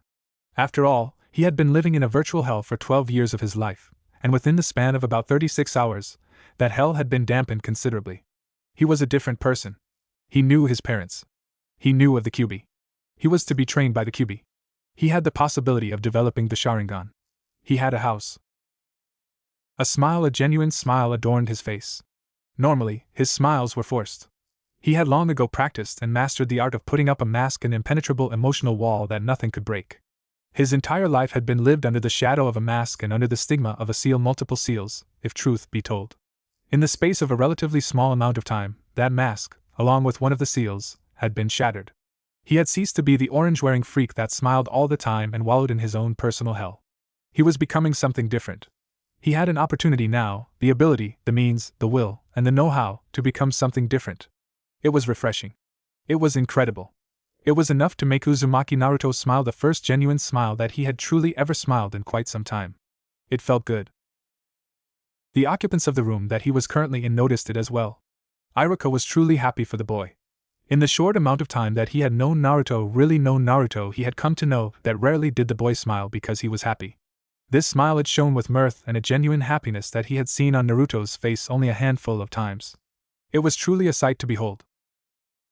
Kakashi hadn't really known the boy that long. True, he had saved the boy from angry mobs before, and even, on certain occasions, given the boy fruits and vegetables to eat when it was obvious that he was being malnourished, but in his time in ANBU, he really hadn't gotten the opportunity to know the boy any better than he did now. It didn't take a genius to know, however, that his smiles, up until now, were forced, and that this one, truly was not. It was enough to make Kakashi want to get to know Uzumaki. Wait. Hokage-sama, I think we forgot to tell him something. Kakashi was just now realizing that if everything he had been told was true, then calling Naruto and Uzumaki was well untrue. Oh? And what might that be, Kakashi-san? The Hokage was truly confused. What could they have possibly managed to forget? Well, if my sensei was truly Naruto's father, then doesn't that mean that his last name he didn't want to just blurt it out, he would leave that for the Hokage to do? Sarutobi came to a sudden realization, a slightly embarrassed look flashing across his face. He had forgotten, after all of these years, that Yandame-kun's name was not Uzumaki. Naruto, apparently, had picked up on their conversation. Wait, what's this about my last name now? If you want me to start calling myself Uchiha, forget it. Naruto really didn't want to be seen as one of those stuck-up fuckwads. As he had said before, Sasuke was an okay person, but he was still a douchebag. The Hokage chuckled for a moment, before setting his gaze on Naruto's own confused visage. No, nothing like that, Naruto. Kakashi was simply saying that your last name truly is not Uzumaki. That was the family name of a woman who your father was close to, much like a sister, when he was young. He thought it fitting, at the time, to give you that name, as you could obviously either use Uchiha, or his real last name. It was the closest name to true family that you could get. Unfortunately, she fell out of contact with your father shortly after he became Hokage. Sarutobi took a puff from his pipe. Your father's real last name was Namikaze. This, of course, makes your real name, Namikaze Naruto. Naruto looked nonplussed at that admission from the Hokage, but his expression schooled itself soon after. Namikaze Naruto, interesting. I can assume that you don't want me going around calling myself that, right? Naruto was a bit anxious to be rid of his old lifestyle, but secrecy was still a need, at least until he could suitably defend himself from all of his father's old enemies. The Hokage nodded and got a slight stern look on his face. Indeed. Namikaze Minato, the Yandame, was well known, and well liked throughout the majority of the village. With your reputation, going around calling yourself Namikaze Naruto would undoubtedly bring trouble that neither you or I need right now. In fact, all of the information that you have been made privy to in the last few days is to remain as classified as possible. There are some people that you can tell. For instance, your father was good friends with Hyuga Hayashi, your next-door neighbor. He was also rather good friends with the person that made those swords on the mantle, the Higurashi family. Over and above that, simply use your best discretion, but err on the side of secrecy. Naruto's own serious demeanor seemed to indicate that he readily accepted the old man's words. It wouldn't do to have him find out about his family, only to have his family's enemies come and kill him, after all. The Hokage took a puff on his pipe, and then turned to Naruto again, this time with a more subdued and caring gaze. As I was saying, however, before you fainted on us again, Naruto had the grace to look sheepish. This residence was your father's house. He believed in a minimalist approach to living, most of the time anyway, hence why the house isn't something sprawling like the Hyuga compound, or a small city, like the Uchiha complex. It's simply a house, with a lot of free space in the backyard, and enough living quarters for 10 to 20 people. Naruto looked slightly awed at that part. His apartment barely had living quarters for one. This would certainly be an interesting change. This house also has another level that, well, none of us can enter, save for you, those you allow, and those of your blood. The basement, if you can call it that, is sealed off completely. No one, and I mean it, no one, aside from those who have given a portion of blood to the master security seal in the basement, can pass into the basement without being assaulted by various traps and fatal ninjutsu. At this, the Hokage seemed to get serious, as if the situation wasn't serious before. The reason for this is twofold. The first is that the basement is the repository of all of the jutsu that Minato learned and collected in his travels across the countries, in scroll form. This includes his own personal jutsu as well, which are extremely powerful in their own right. The second reason is that the basement is home to a rather complete library of various tidbits of information from the world. Books on ancient history, lost technologies, weapon schematics. Some of the most sensitive information in the world is in the basement of this house, and because of that, the security on the basement is absolutely second to none. The security on the Hokage Tower is nothing compared to the raw amount of traps and ninjutsu waiting for you if you try to break into the basement of this house. Naruto's jaw was rather close to being unhinged. Irika and Kakashi both had an extremely astonished, yet serious look on their face. It was Irika that spoke first. Hokage-sama, I understand what you're saying about the basement of this house, but shouldn't Naruto wait a few years before going down there? If the information is as sensitive as you say, then for someone who perhaps can't understand it, he trailed off, but his message was clear. He was worried about Naruto possibly hurting himself with the information contained in the basement. It was very typical of Irika and one of the reasons why Naruto trusted Irika implicitly. No matter what he did or said, you knew that he had the best interests of Naruto in mind. The Hokage just seemed to chuckle slightly. No need to worry, Irika-kun. Most, if not all of that information is sealed in such a way that it takes more sealing knowledge than Naruto possesses to unveil them. By the time he does know enough to unwrap them, he should be old enough to understand them, as well as understand their importance. Irika still seemed worried, but he did look as though the Hokage's reassurances did just that, reassure him. Naruto was curious about a few things, though. So there are a lot of jutsu down there, and scrolls, just waiting to be learned, right? Those aren't sealed up, right? He was hoping beyond hope that the jutsu in the basement library were open to him. The Hokage chuckled at Naruto's eagerness to learn, and shook his head ever so slightly. The most powerful of the jutsu are sealed up. You won't be able to learn them for quite some time. However, most of the genin, chunin, and some jounin level jutsu are completely open for learning. If I remember correctly, your father's personal jutsu are not sealed, either. Although, with all of the jutsu downstairs, it could take you decades to learn them all. I would start small and work your way up. Naruto looked almost put out for a moment, before he brightened considerably. Oh yeah, I wouldn't worry about that. My training method should allow me to learn a few lower level jutsu a day, and a higher level jutsu in a few days. Hell, I should be able to master most of the jounin level jutsu after a few months. The three nin in the room were gawking openly at him after this bold statement, and for good reason. He was talking about speeding up his training by years. Naruto was exaggerating, of course, but they didn't know that. Well, they didn't until Kyuubi decided to butt in. You're overestimating yourself, Naruto. The training technique we thought up will invariably speed up your learning processes, but before you can learn any of those jutsu, you have to work on the basics first. Chakra control, stamina, speed, accuracy, strength. You have to train your body and your mind before you can train your jutsu.